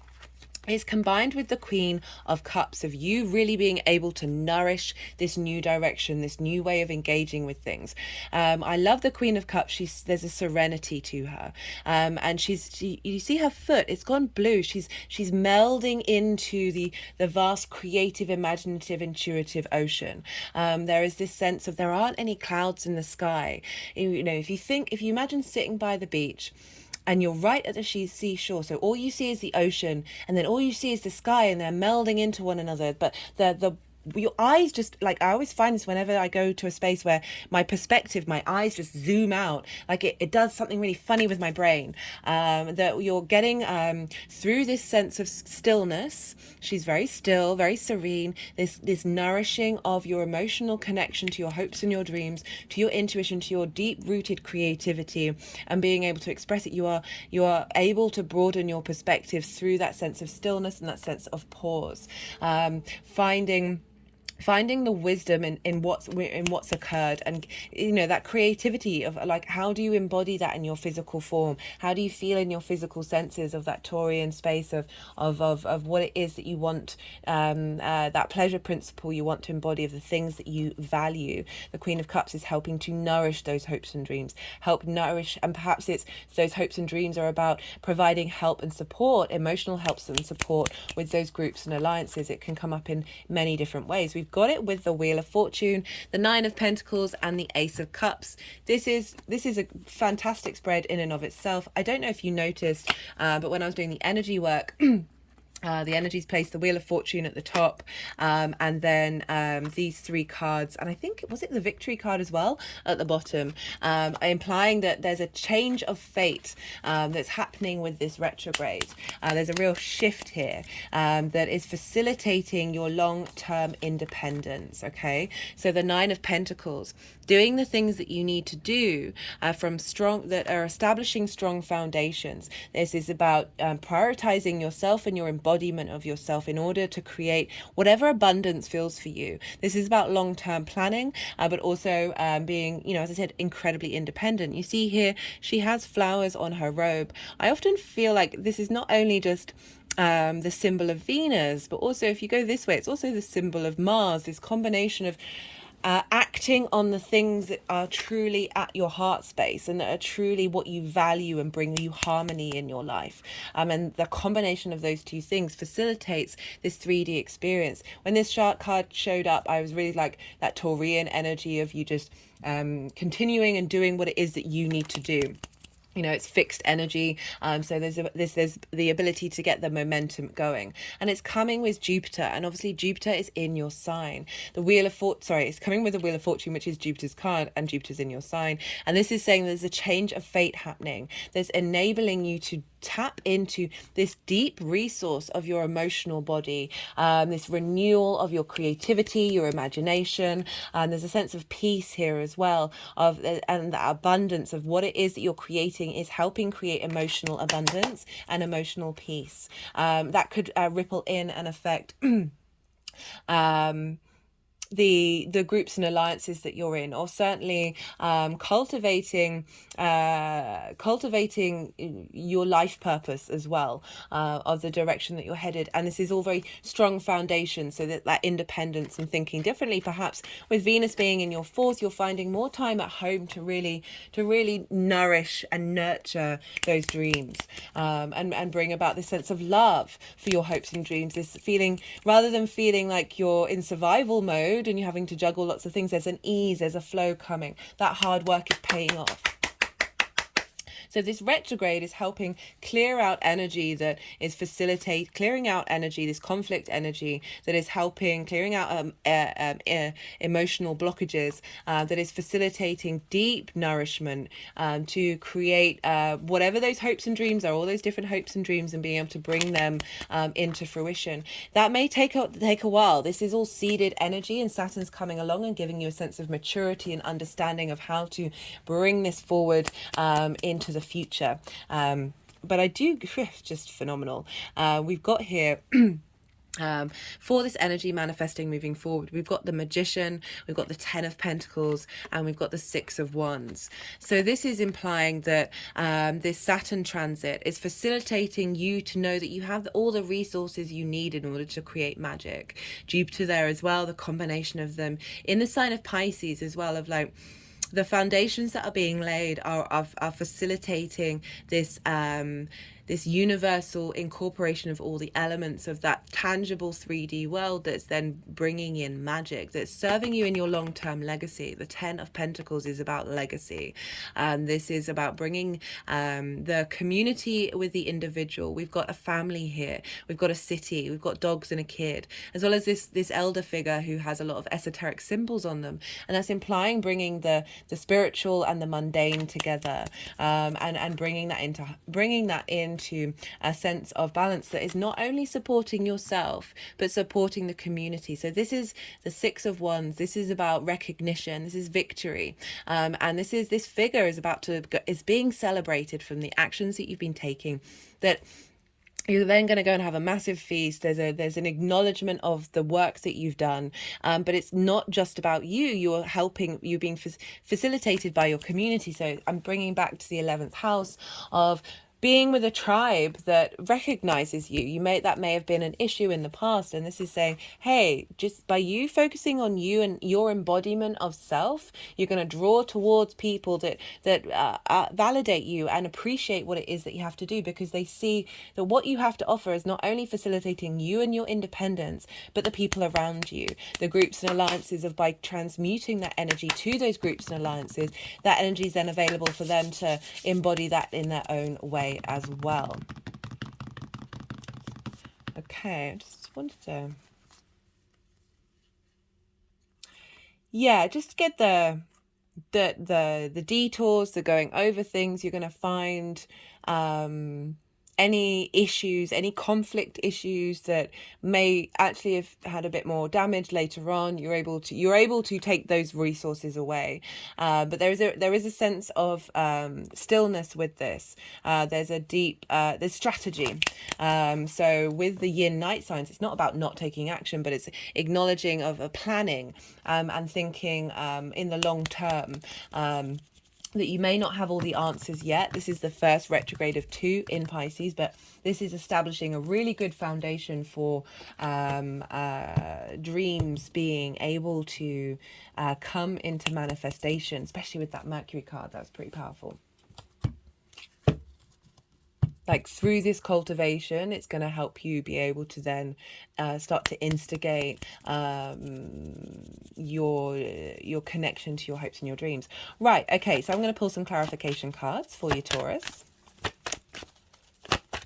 Like, I'm not surprised this is such a good spread. You've got a lot of trines and sextiles for this transit. You've got Venus, one of your rulers, at the root and foundation of who you are. So this is really a big revamp that's facilitating the core of those foundational principles. This came flying out. We got spirituality.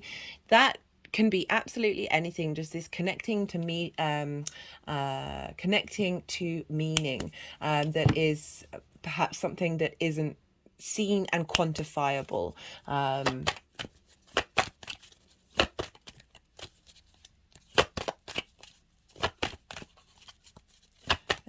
Actually, no, I'm going to pull one from the First Light Tarot. All the decks in the description box, and I forgot to mention love this. Who may I help? Let me just say, I forgot to mention all the dates and all the degrees and everything, all in the description box, as well as all the decks. If any of them take your fancy, you've got Who May I Help? And we've got the Hanged Man. This is Neptune. Crossroads, transition, turning point, decisions. But this is inner wisdom. Who may I help? This is, we're linking the 11th house. I just talked about that. Your hopes and your groups and alliances. But it's through you flourishing in your hopes and your dreams that then becomes accessible to others. We've got the Hanged Man. This is about pause. This is about changing your perspective, being in a state of meditation in order to receive some form of enlightenment, some form of divine wisdom, that sharing that wisdom with others there may have been a bit of labor of love with that, and there's showing that there's an ease in the way that you communicate to bigger groups. Finding finding wisdom in groups and alliances that are helping facilitate your expansion of your own perspectives, your own connection to something bigger than yourself. And you're not only helping others, but through this journey you're finding the responsibility and commitment to yourself, but there's not the same weight and heaviness as there could have been with Saturn in its own sign. So it's a different situation entirely. Got karmic completion. This is definitely the vibe for Saturn in Pisces of and I recommend, if you haven't watched the introduction to part 5, I talk about the id, the ego, and the superego, and how all of that combined with Saturn in Pisces, we're clearing out a lot of id response mechanisms that are linked to the collective, that there may have been things blocking you for good reason. Our souls signed up to this nonsense, but there's this, with Saturn moving through Pisces, there is this sense of energy coming to finality. And perhaps this may be a manifestation of your hopes and your dreams coming to completion, because it's kind of, I was thinking of that 10 of Pentacles, that sense of legacy, that what's happening here, you are instigating or finalizing stages linked into things that are that your soul signed up to, that are reaching their maturation. Okay, I'm going to leave it at that, Taurus. I could keep on going. If any of this resonated, do hit that like button. This is a growing channel, so there's lots of things you can do to help push the algorithm out. If you felt like you got some perspective, anything that maybe you want to pay that sort of pay that energy forward, hit the like button there. Leave a comment, even if it's just an emoji. Subscribe if you're a new viewer. Hello, new viewer. Watching this video till the end, even if it's on mute, this helps push the algorithm out there, as well as searching the channel name rather than going from the notification bell, watching more than one video in a row. I just list these off just because these are things that you can do, and I just feel like I have a responsibility to say that. But on a personal note, I would love to hear from you. I appreciate that's a bit of a vulnerable space, but I do love chatting about the astro weather and seeing how it's showing up for everybody. But be good to yourself, Taurus. Be good to those around you, and most importantly, be well until we meet again. Aries rising. How are you doing, Aries? For those of you just tapping into the Aries energy and it's not your rising sign, look to where Aries falls in your chart, the house that it's in, the themes of that house, and apply those themes to the messages that come through. It's as if that Aries energy has now moved to the first house, so you get the added layer of what that astrology is in terms of the placement of the themes of that house, of that Aries energy for you, in relation to the astrology is as if it's in the first house. In general, Aries and Pisces energy are next door to each other. This is This is what's called inverted.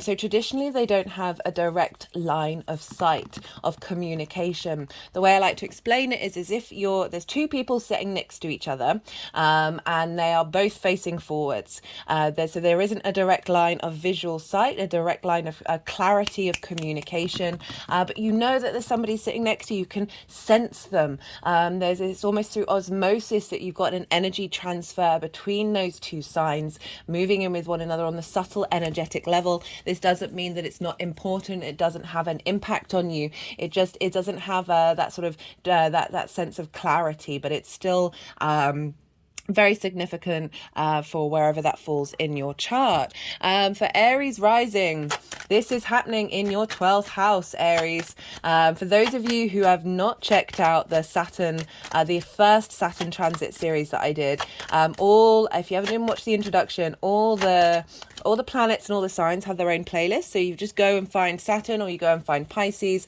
and the first transit series will be there as well. I break down in a lot more detail of Pisces energy, Saturn in Pisces, Neptune and Saturn being in the same sign, as well as the sort of impact of Jupiter having an effect on Saturn, because Pisces traditionally is ruled by Jupiter.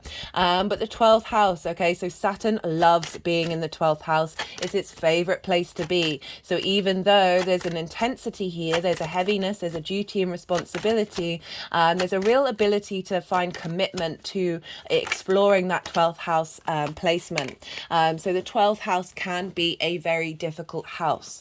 Okay, so it's the constructs of who you are, and so we spend time unraveling them. The 12th house is called the hidden house, the house of mysteries. So that sort of more unconscious space.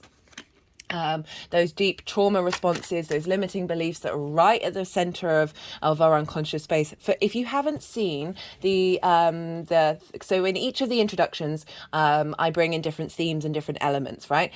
Part 5, I talk about the id, the ego, and the superego. And that's going to be really very relevant for you for the 12th house, because that's where our unconscious space is. So that's going to help give a bit of navigation to what Saturn moving through that sign is. As I said, it's a house of mysteries. So underneath those trauma responses and limiting beliefs, those constructs that we're here to unravel and integrate, is your soul's magic. So the 12th house is also an incredibly magical house. The ability to tap into the unseen, that which is hidden, the occult. Even though I say like this depression, anxiety, it's sort of those mental health issues can really come up with a 12th house transit. And so you may be working through that and navigating that. I should imagine that's like pretty high on the list of what Saturn wants to help you do. Saturn is the darkest and the final visible planet to the naked eye. So there is that sense of isolation with Saturn. It rules the opposition, which can be a sense of separation from one side to the other.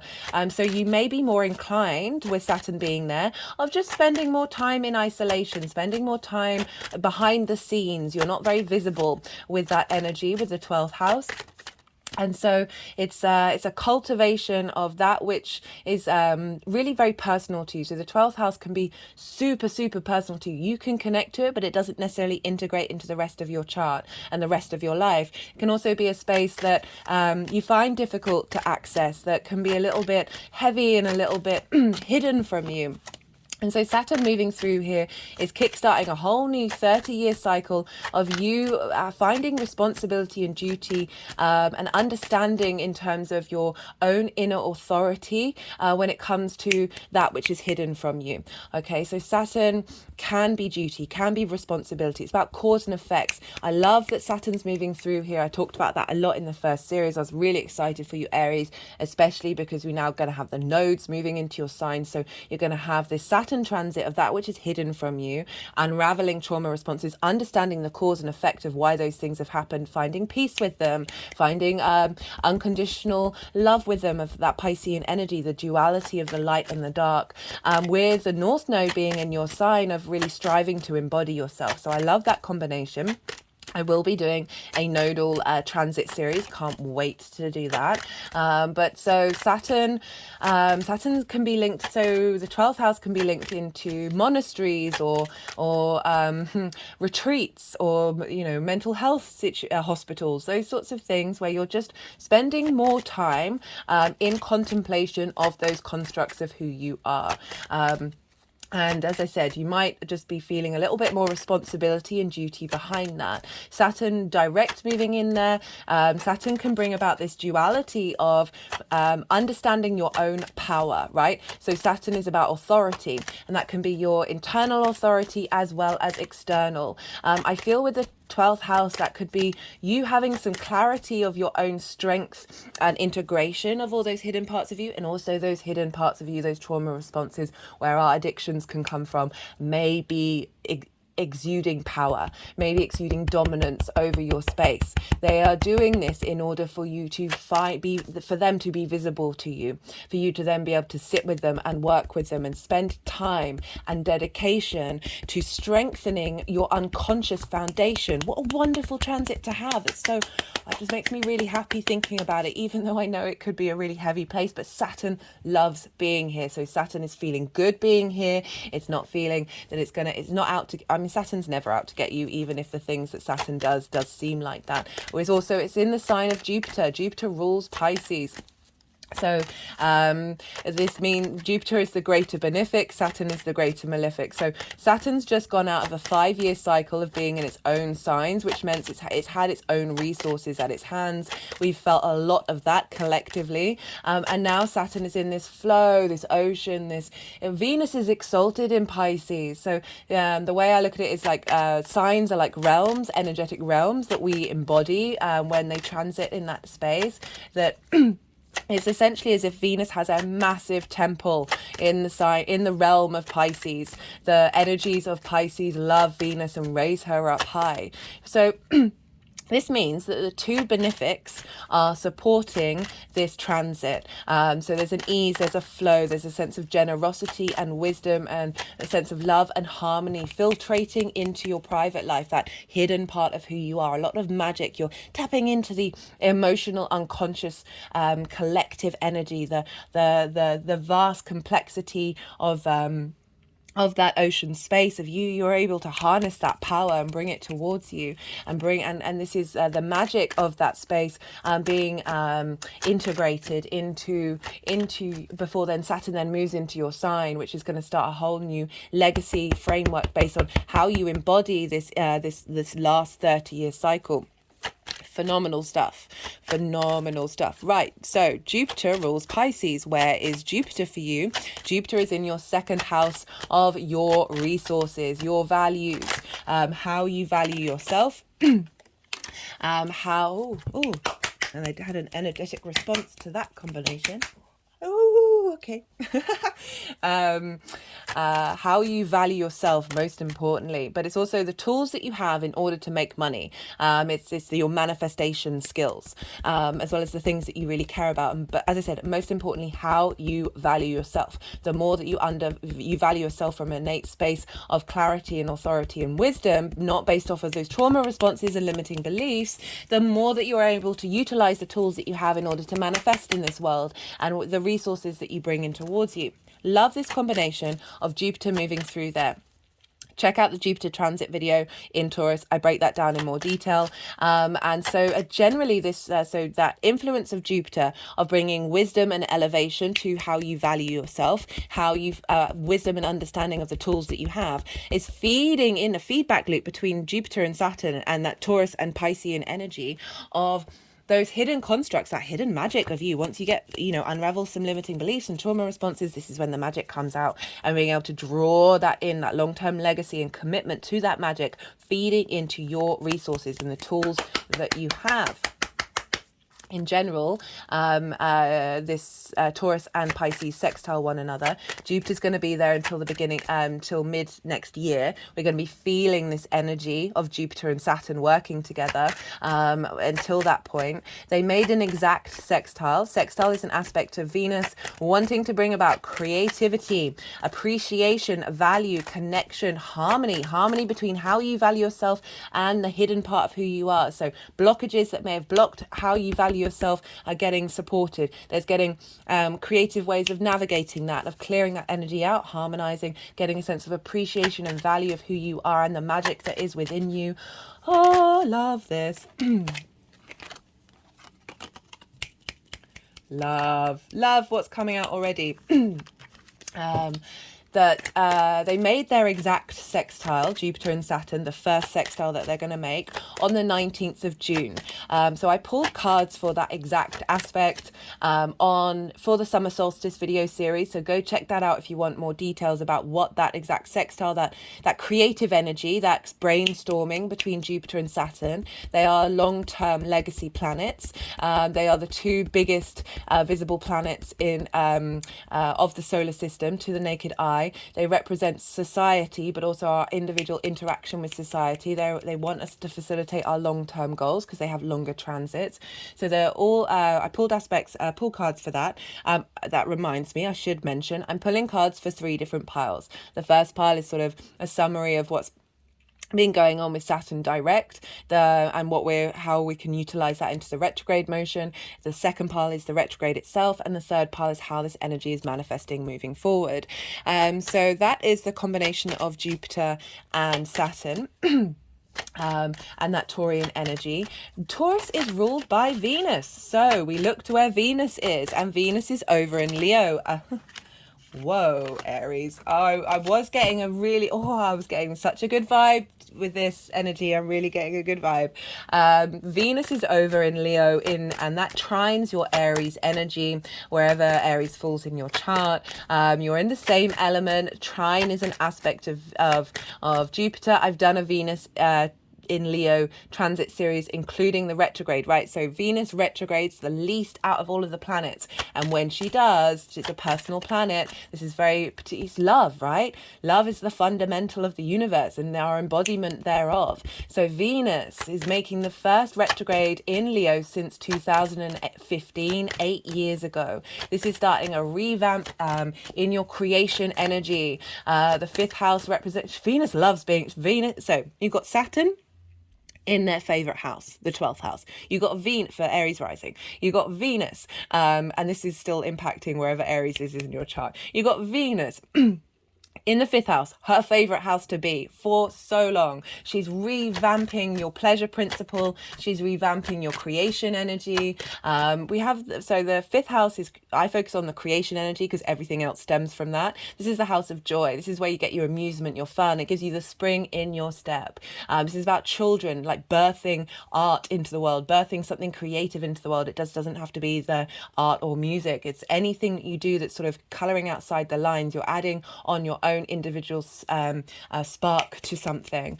It's about romance and short-term dating, where love and all of that pleasure principle, you're getting a reboot there, and it's trining your Aries energy. Love this. I'm really getting such an exhilaration with this. This is great. And so wherever Venus is, she's impacting Taurus. So that's impacting Jupiter, which is impacting Pisces. So impacting Saturn. So you've got this drive around your creation energy. And also in the 5th house, our inner child is there. And sometimes, so often, I think across the board for all of us, except perhaps some of the newer generation that are living in a different paradigm. But our inner child is a reflection of all the things that happen to us at a very early age that imprint our unconscious space. Okay, so Venus is tending to our inner child, tending to your inner child. And by doing so, that is facilitating an appreciation and value for the journey that you've been on, and helping surrender and release heartaches, blockages that may have affected your creative energy. And that is feeding into your value, how you value yourself, 2nd house, Jupiter and Taurus, which is providing wisdom and elevation to unravel that hidden unconscious space, where Saturn is like, hey, I love being here. Venus is like, hey, I love being here too. We're working together.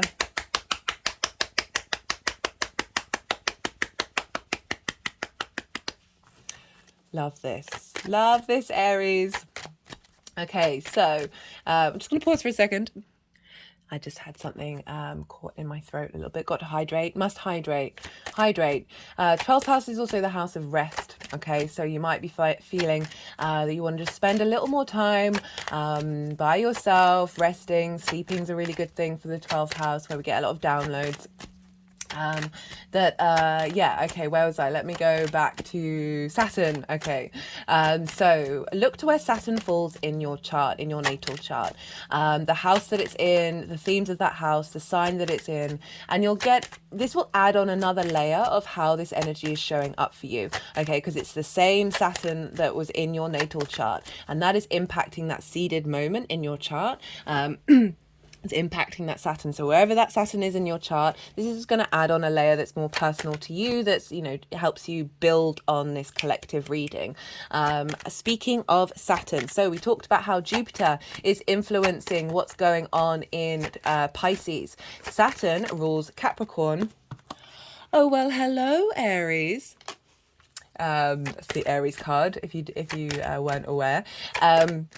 Saturn rules Capricorn and Aquarius, and for you, you have Capricorn in the 10th house. This for Aries rising. This in general, this just squares your Aries energy, and that's the house of life purpose. I always like to first start off with life purpose, because it's not just about work career, but it is very much can be about your work career, about your reputation, how the big outside world sees you. It's also linked into bosses. So we've had Saturn move through Capricorn and Aquarius over the last 5 years. So we've had a level of maturity in these areas of our chart that are quite fresh and new to what's going on with Saturn. And now we're integrating that into the 12th house. So you've had a sense of maturity and establishing the direction that you want to head in, either elevating your career or a change of direction, or really having a clarity and understanding of what your life purpose is. And so wherever Saturn is leveling up those areas of your chart, as well as themes of those signs, themes of the houses that those signs are in, are going to flavor what's going on with Saturn. So Saturn moving through the 12th, you may help unravel limiting beliefs around your life purpose and career, adding on to a further development of everything that Saturn's already been doing in that area of your chart. It could be that bosses kick off at you, that trigger trauma responses, trigger your need to go into isolation because you're not feeling very visible, that may be frustrating, that are actually helping reveal these hidden constructs, reveal these hidden traumas that you may not have been able to access so easily. And now Saturn's then able to do the hard work and due diligence in order to help release those tensions.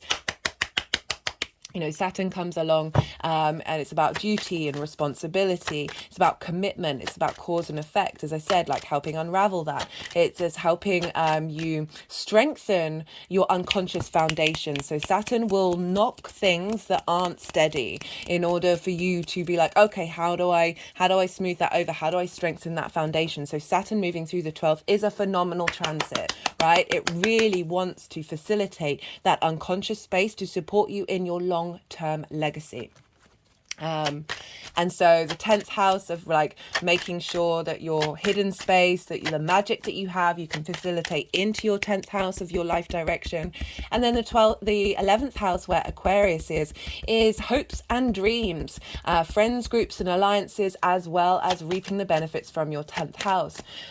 So it could be that you're reaping the benefits of all the work you put into your career, which means you can go on a retreat, right? That could be for some of you, of like being able to spend time in isolation and not being busy. It can also be again, finding the magic to facilitate your hopes and your dreams. Groups and alliances potentially may be triggering unconscious responses to help you know so Saturn's about authority.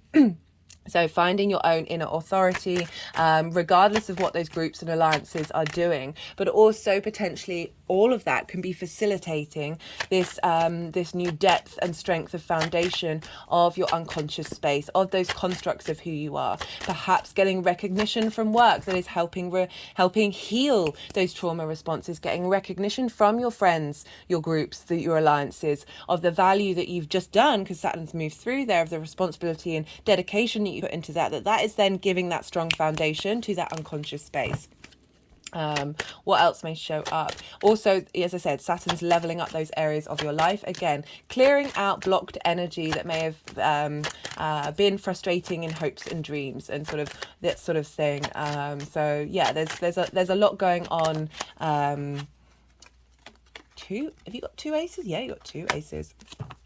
Yeah, not surprised. This is a powerhouse of a transit for sure. So Saturn going direct in that space, right? I've already done a transit video on that, but a little recap of, as I said, Saturn can be both bring you a sense of authority in wherever it falls in your chart, as well as the themes of that house having authority over you, and maybe there's a criticism, maybe there's a sense of a demand for you to put in more work, or not seeing the validation of the work that you're doing. You may feel like there may have been a heaviness with that direct motion, of roadblocks and limitations, of like you feel like you've been putting in the work but you're not just quite getting there, and all of this with the retrograde is just giving us a little more understanding of what that's happened. So I talked about in the beginning of this introduction in this video of how when we go back over the same territory, it frees up a lot of cognitive thoughts,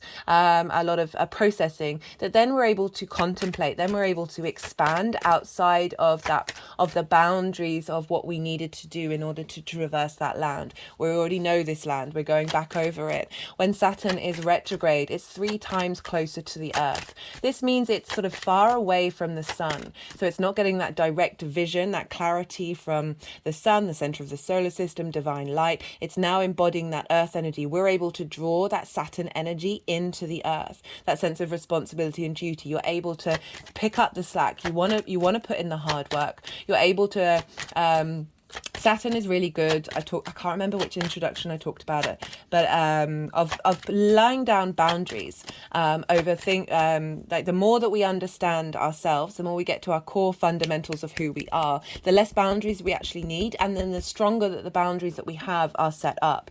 So if there's trauma responses or habits or addictions that you have, being addicted to negative thought thinking, or however that shows up, that Saturn going retrograde is a really good time of drawing those lines in the sand, of being able to see clearly what those lines are and which ones are truly important to you. Not being like, here are all my millions of boundaries. It's about getting to the root of these. And then when you do draw that line in the sand, the universe responds very powerfully. So the retrograde is a really good time of going over and revisiting things, having compassion and understanding with that Piscean energy of those hidden constructs, of those trauma responses. Don't shame them, don't reject them, allow them to have time to have the space to express themselves. But Saturn is the no planet, so this is a good time of saying, no, okay, we've worked through this. Now I'm drawing a line under the sand. I'm not letting you have hold over me. I'm not letting that depression or anxiety or feeling like you're lost in the ocean. Saturn's coming along and giving some structure. Saturn retrograde can bring up tests of commitment to your legacy. So you may have felt like this heaviness of the hard work, the limitations, the blocks, all of those are saying, are you going to walk your talk, right? Saturn rules the feet. Oh, sorry, Pisces rules the feet. Are you going to walk your talk? Are you all mouth, no trousers? Are you prepared to commit to your long-term thrival?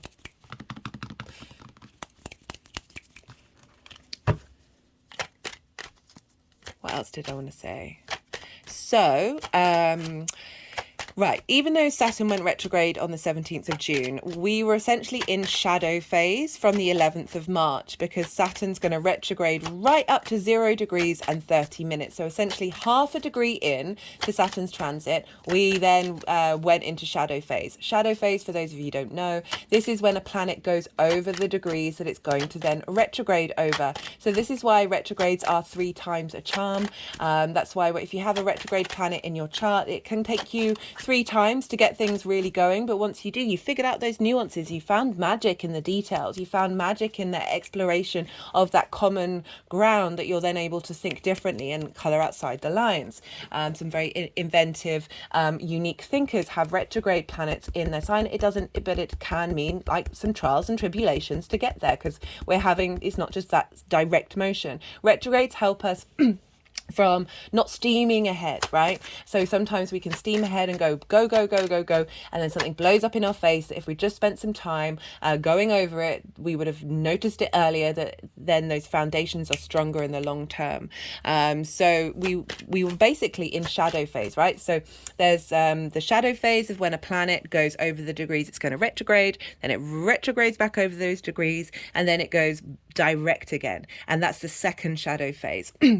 So shadow started from the 11th of March. So we've been working with this retrograde for a long time. Shadow can be when things show up quite loudly during that shadow phase that are part of what you're working on for the retrograde.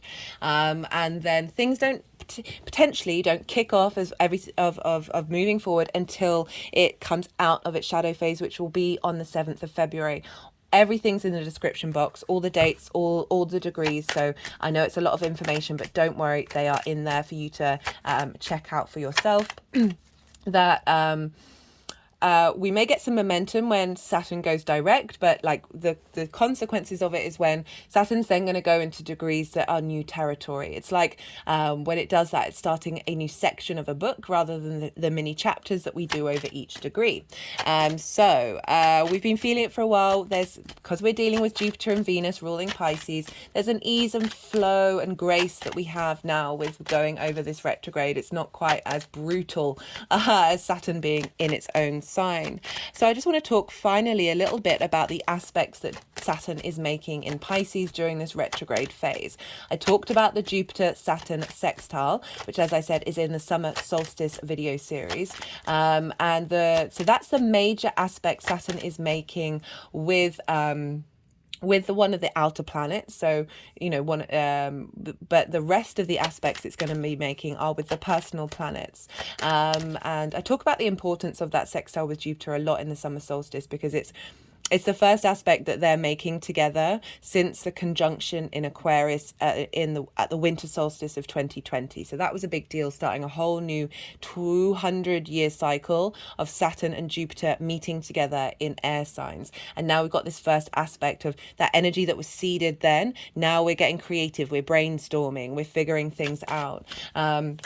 And so that's a big aspect. And then the rest are all going to be with personal planets. And this is going to kick off. So all the dates that I've listed are when transits are exact. We feel it in the lead up and we feel it afterwards. Sometimes things can manifest at the time.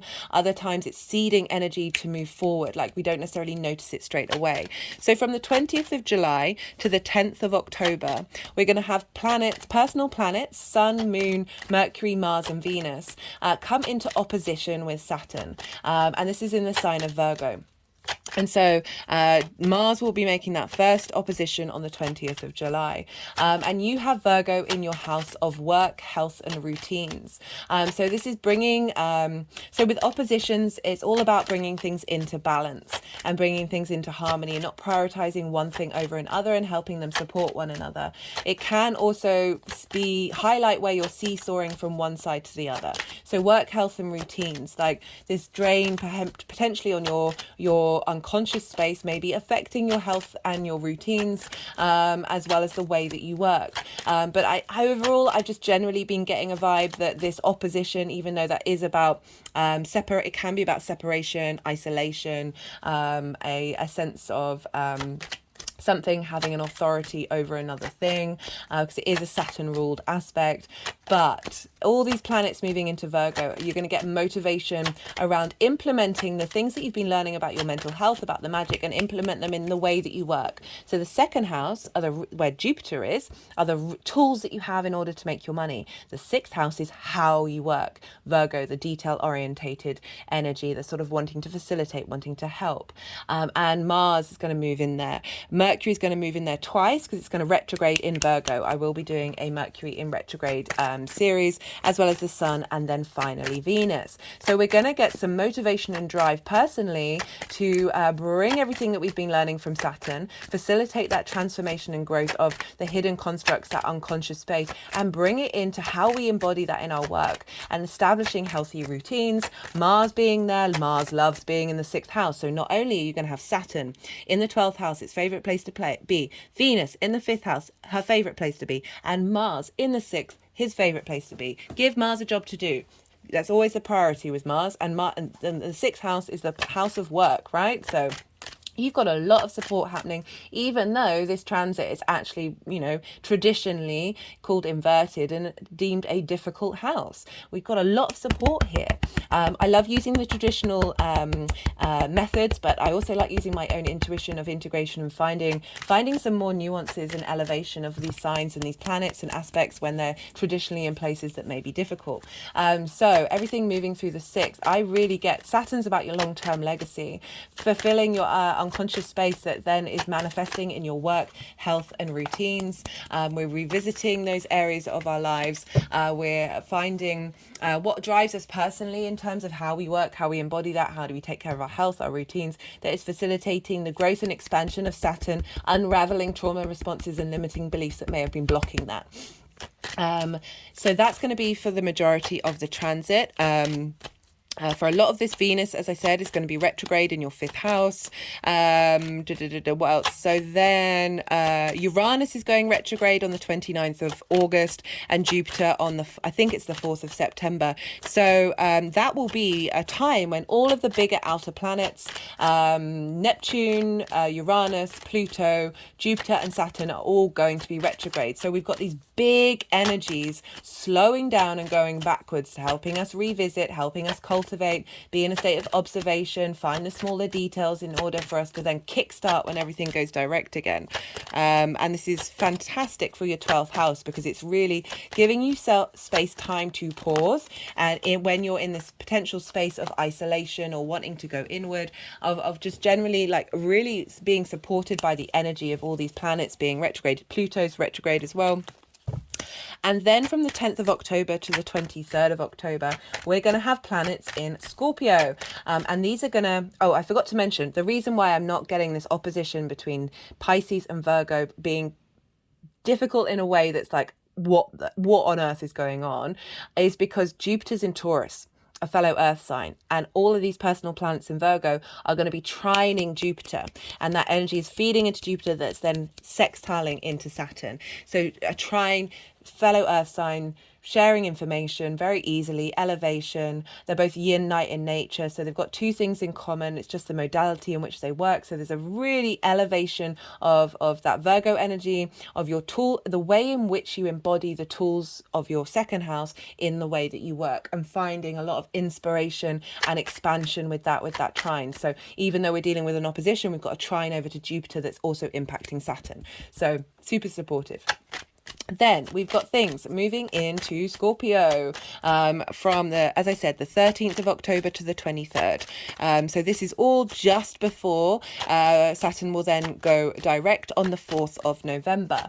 And we have Scorpio is in your 8th house, the 8th house of the give and take between you and the outside world. This is the outside world's resources. This is more big money. This is 3D inheritance and cosmic inheritance.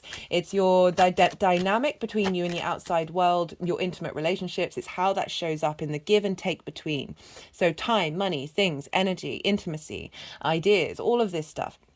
And the 8th house for me is all about getting into balance, whether you're like taking too much or giving too much. When you're like, oh, I need this from the outside world to be, I need this and this in order to do what I need to do. It's all about focusing and realizing you have those resources within you, in order to then find that support from the outside world. So, but just generally, planets going through there are going to bring support from the outside world's resources, as well as the 5D. So lots of downloads coming on, and a boost from your connection to creator energy happening here. And all of that is trining Saturn in Pisces. So we've gone from this opposition of figuring out what needs to come into balance, and then we're moving into a trine where we're then getting wisdom and elevation, inspiration, cohesion, a sense of opportunities come through that are facilitating this strength of foundations in your 12th house, and I absolutely love it. Scorpio energy in conjuncts your energy, so as well as the Virgo energy, so you're dealing with in conjuncts with that Virgo and Scorpio's placements for regardless of whether you're an Aries rising or not. And in conjuncts are where you traditionally don't have anything in common, and so it's the other side of the inverted. And this is where, so you're dealing, you don't have the same modality, you're different, they're yin night signs, you're a day yang sign, you're not the same element. So this can be a bit difficult and a bit frustrating. So it's a kind of mixed wires, crossed wires, the communication flow isn't as easy, but once you sort of understand that that's going to show up, you can then find the layers of respect that you have of how this energy works in a different way, and being able to bring that together. I mean, with Scorpio, it's a bit different. You're both ruled by Mars, so you do have something in common. But there's this sense of when you start working with something that is on paper radically different from the way that you work, you then are combining energy that may on paper seem like it doesn't work, but actually you're then coming up with very maverick, unique ideas. So you've got a lot of energy, this feeding back into your Aries energy of how you embody yourself, that comes from how you work and the resources that you're getting from the outside world that facilitate this growth in the 12th house. I love it. I love it. Everything's in the description box. I know I've said that several times already. Is there anything else that I wanted to say? No, I think that's kind of it. This is when I'm going to go quiet, because they're still shuffling the deck, which means there may be some more cards that want to come out. And then the energies will want to move the cards around and they'll want to do some energy work. And so I have to sort of quiet my mind to let that happen. And it's a little difficult to channel, think and talk at the same time. So do bear with me with this. You just had loads of information. I really like doing these transit videos slightly after the event of the transit kicking off. So the retrograde kicked off on the 17th of June. And this means that you've been working with this energy, whether you're conscious of it or not. This information that I've just given you may trigger, you're like, oh, that happened and that happened, that happened. And then you can sort of think about it from a personal perspective, allow all this information to digest and settle. We need our action as well as our sleep. And this sort of pause moment is letting that all filter into your unconscious space and seeing what intuitive hits come up while I'm quiet. I will then loop back round once they've done what they've needed to do, and start talking about integrating the messages that have come through from the tarot in regards to the astrology. So do bear with me during this. It's all part of the process. We need both our yin and our yang in harmony.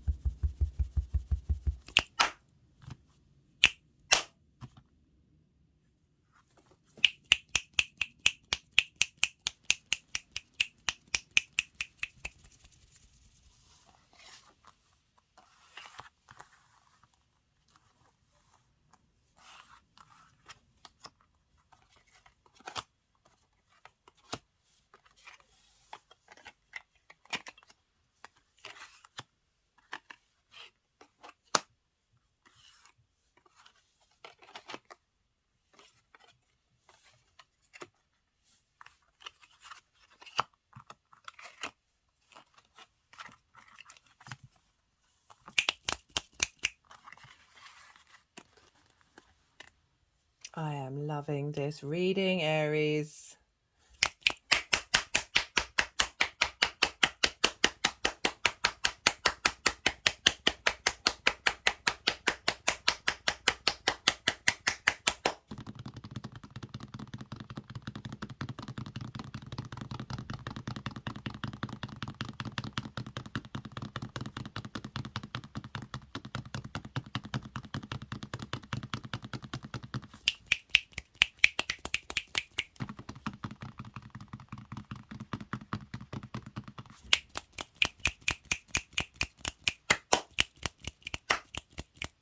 Oh, I forgot to mention, so Neptune is retrograde in the same sign as Saturn, in the sign of Pisces.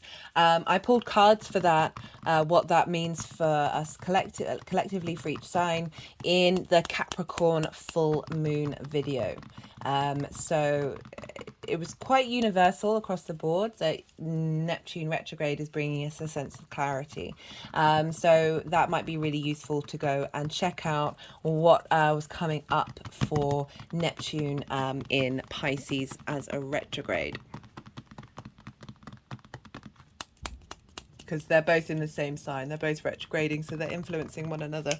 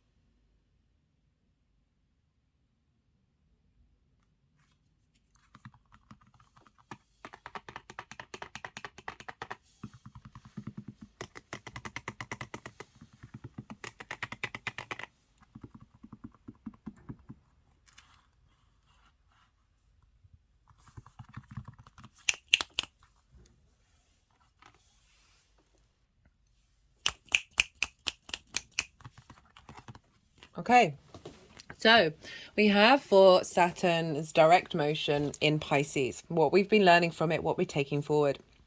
We've got the Ace of Swords in reverse, and we've got the Seven of Wands.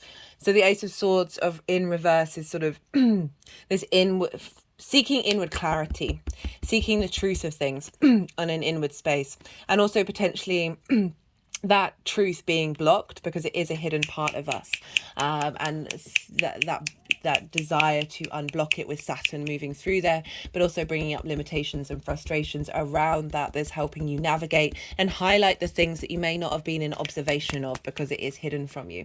It's coming with the Seven of Wands. Now, the first thought that came into my mind when I saw that is, so the Seven of Wands is they're on the higher ground. They have something of value to offer that is themselves, but they look so unsteady. Look how unsteady they look. Like, look at it. It's like, oh my God, what is going on? They've got two different shoes on. Not that there's anything wrong with wearing two different shoes, but imagine you're wearing like a boot with a heel on it and then a flat shoe. Like you're out of balance, okay?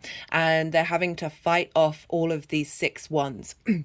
So there's a sense of you doing battle with those hidden constructs, with those limiting beliefs that you may have not, there may have not have be that much clarity of what's going on, because whenever this card comes up, because it's linked into like competition, of like, you don't need to focus on the competition, you just focus on you and your inner space and what you have to offer, rather than thinking that the outside world is blocking that limitation. This is the 12th house, the hidden house of like your limiting beliefs and your trauma responses have been blocking your ability to truly understand the value of you, and get to the root of your soul energy. And this almost feels like you've been doing battle. You've been doing battle. Saturn's been helping you do. Oh, battle's quite a strong word, but certainly you've been in engagement with these hidden constructs and these limiting beliefs that have unsettled you.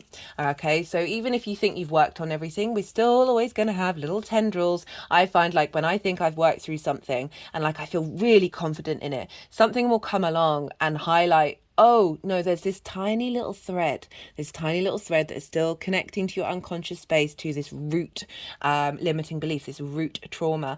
And then that helps me navigate that. So even if you feel really, really confident, Saturn coming through here is like helping, like making sure those tiny little fault lines in your structures, in your foundations, are being healed, are being solved. And it's coming with the Four of Pentacles, and it's kind of crossing this. So the Four of Pentacles for me is innate inner authority that then is exhibited in the 3D world. Okay. Can also represent holding on to something.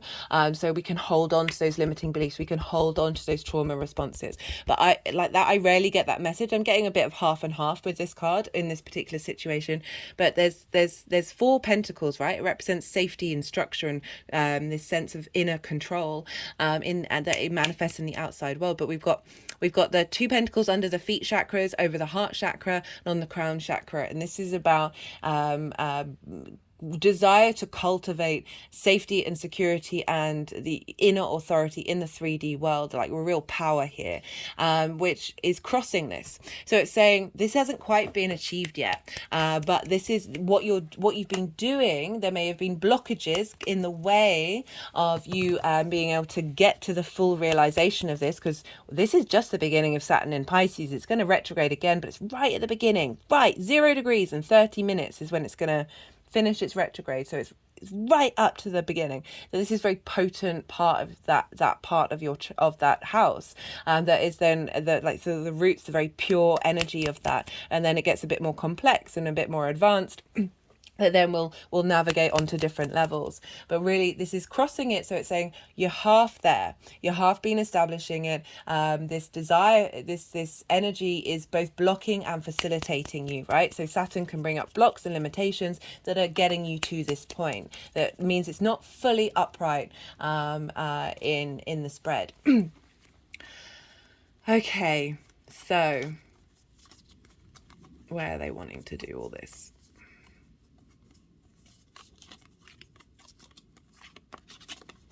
Okay, so we have the Eight of Wands, the Six of Swords, the Nine of Cups, and the Two of Wands. Like the message is like that.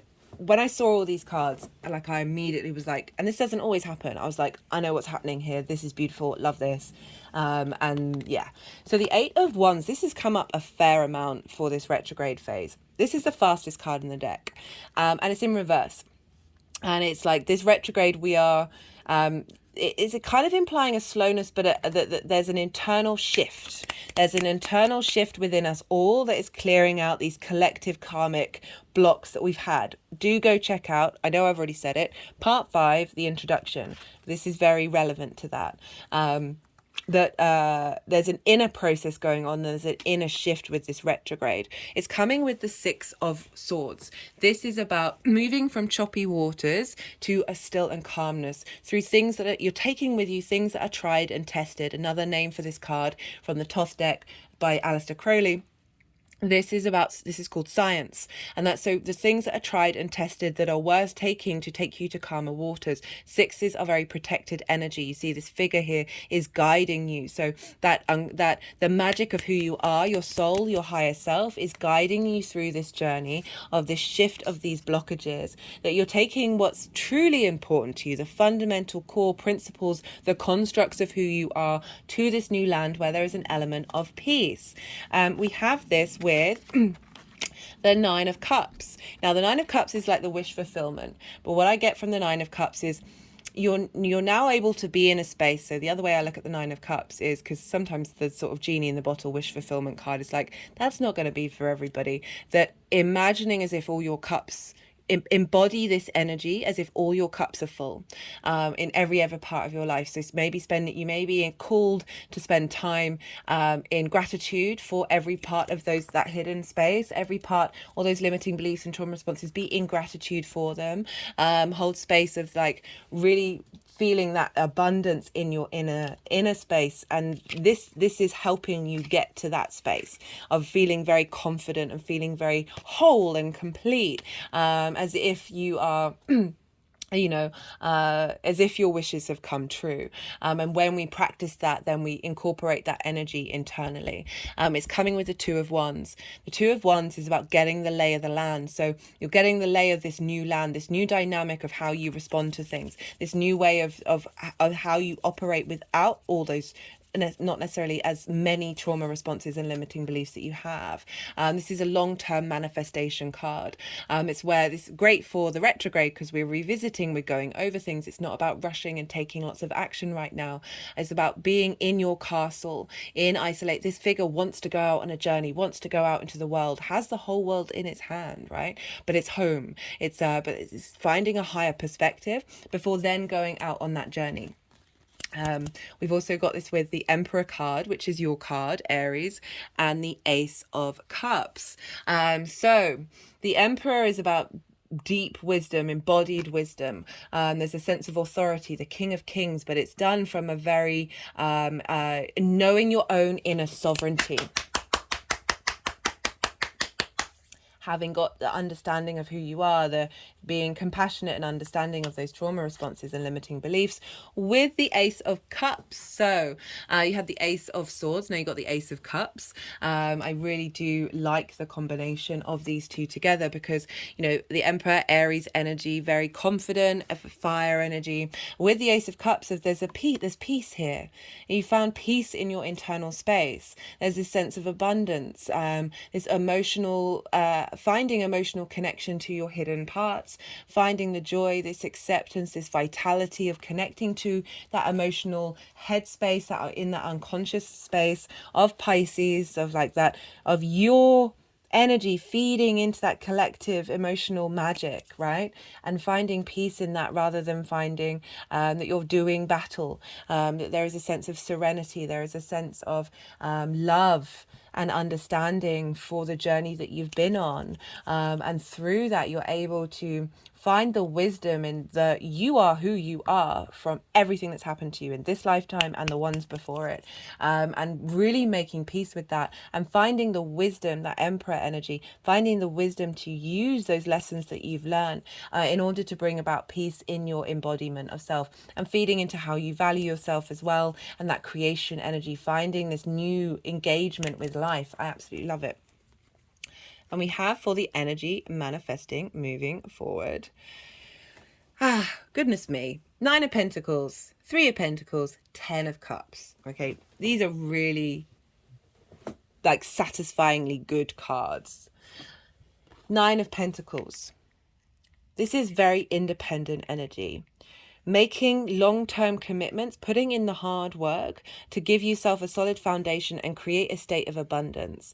So there's an ease, there's a flow here with the 9 of Pentacles of having gone through this, that now you're able to take action where you're in harmony with all the different parts of who you are. There's now abundance in that unconscious space rather than blockages of these ones trying to get at you. Now there's this sense of fertility, of being able to work with the magic, work with those constructs and be able to support yourself independently. That's bringing about a state of abundance. Again, that second house of your tools in how you make your money, how you value yourself, that creative energy of Venus in Leo, really facilitating this embodiment of individuality. You got the nodes moving into your sign, Aries, embodiment of this individuality that is serving you, serving the earth, right? So you know, the more that we bring in this abundant energy, I always say give from your source and not from your cup.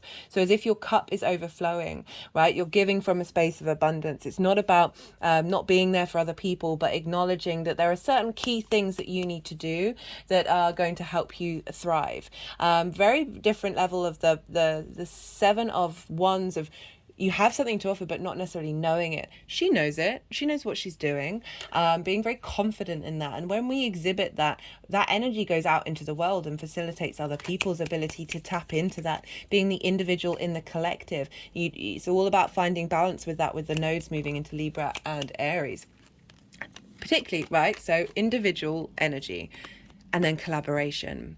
So this is not only you being able to take action that is serving your unconscious space, facilitating a more harmonious id energy. Do recommend that part 5 introduction, but this is about mastery and collaboration. So this is acknowledging, far cry from this, far cry from not knowing that you have something of mastery to offer to other people. This is energy of someone who knows, right? Someone who's confident in what it is that they have to offer.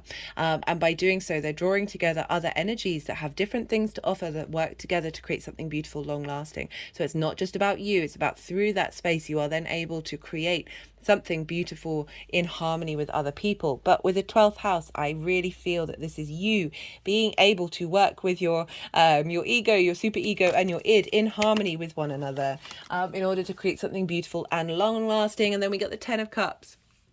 So this is the happily ever after card. This is it's not, you know, if the family with the home isn't, with children isn't your vibe, that's just the principle of that feeling of contentment in every area of your life. So rather than that, I like the 9 of Cups is saying let's try and embody that. With the 10 of Cups, it's saying this energy moving forward is facilitating your ability to feel content in every area of your life, feel content with your unconscious space. Yes, there may still be things that need to be worked on, but the overall shift of this dynamic is saying we're heading in this space. I always like to say that this rainbow in the 10 of Cups is linked into the chakras, is linked into the light body.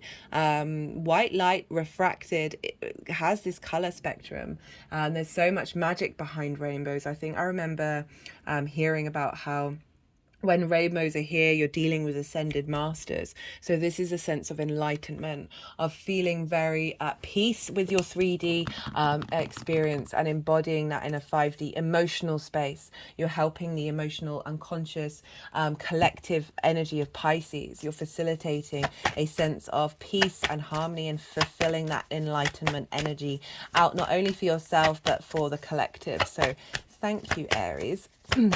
Right, I'm going to pull some clarification cards. All the decks are in the description box if any of them take your fancy. This is just an energetic release at that. This is the numerology deck. Let's see what wants to come through for Aries.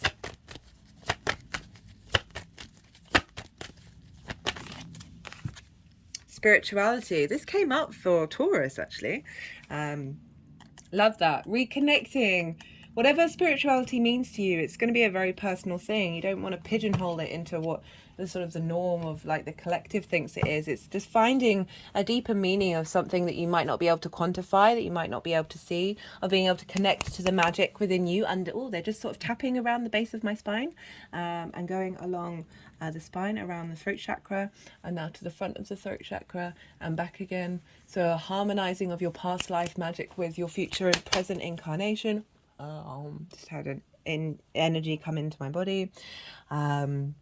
So yeah, really finding meaning in that which is hidden, right? The hidden house, finding meaning and peace, being at peace with it. My hands have just gone over my heart chakra. Right, this is the First Light Tarot. This is Major Arcana. Question cards, statement cards, and keyword cards. Let's see what wants to come out for Aries in this Saturn retrograde.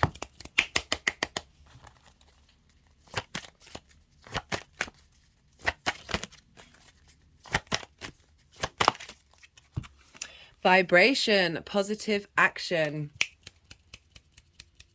So this transit is really helping bring your unconscious space, the vibration of it, into positive alignment within you, and being able then through that harmonizing of your hidden house is going to ripple out into the other areas of your chart, that help you be able to take action that is vibrating on a love heart space. And like that unconditional compassion and empathy that Pisces has. So turn that inward, and let that ripple out through your actions and your deeds. Could be very helpful to listen to got the resistance and preparation. They're wanting to focus on the preparation part of it, that you've gone through that preparation stage. There may have been resistance, it may have been blockages. As I said, Saturn can do that. But it's implying that this is in the past position, and that through that resistance, through that preparation, you've been aligning your vibrational frequency. Love that. Okay.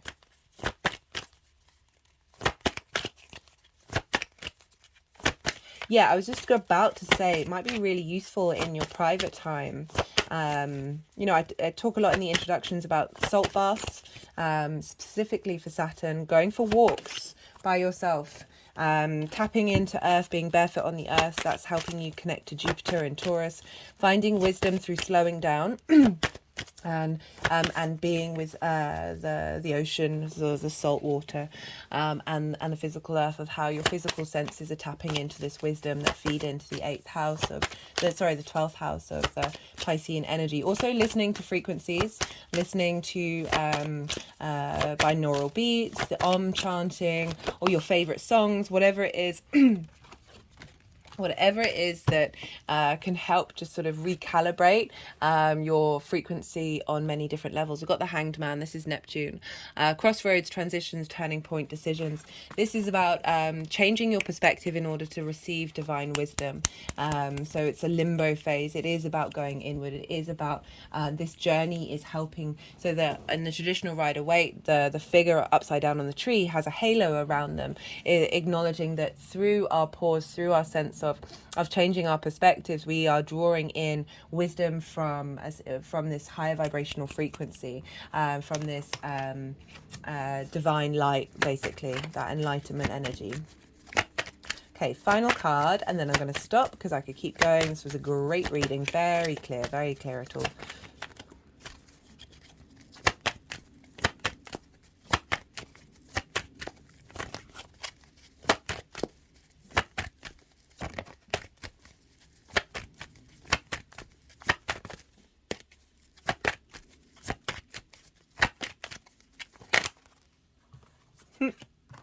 Individuality, not surprised with you, Aries, to be honest, that through this you're going to be able to truly express your soul's individual experience in the world, right? Rather than trauma responses and limiting beliefs happen from the outside world, from the collective, from things people say to you, from events that happen that block our ability to genuinely express our individual form, that isn't ricocheting off of trauma responses and limiting beliefs that block our frequency and our vibration. So love that this is all coming together, you tapping into your individual connection to spirituality, however that looks to you, the magic of who you are.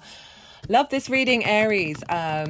Yeah, if it resonated, hit that like button. There are lots of things you can do to help push the algorithm out there in the world. This is a growing channel. Subscribe. Hello, new viewers. Posting an emoji, a comment, any comments, even if it's just an emoji. I love to hear from you on a personal level about how the astro weather is showing up, but I appreciate that is a vulnerable thing to do. Watching this video to the end, I appreciate this is the end of the video, but any videos that you do watch, just watch them to the end, put it on mute. This helps the algorithm. Searching for the channel in the search bar rather than going from notification bells. Watching more than one video at once. I'm only saying this just because I feel like I should, but there's no expectations on my behalf. Thank you for being here with me, Aries. That was a lovely reading to do. That was very clear. I enjoyed that one a lot. I hope it resonated. Be good to yourself, Aries. Be good to those around you. Saturn moving through the 12th can bring up a lot of mental health issues, okay? But be kind to yourself. Realize it's part of the process. Yes, it may feel difficult, but coming out the other side, you're going to feel completely reborn, and then Saturn's going to go through your first house, and that's going to be cool. Love that. Right, be good to yourself, Aries. Be good to those around you, and most importantly, be well until we meet again.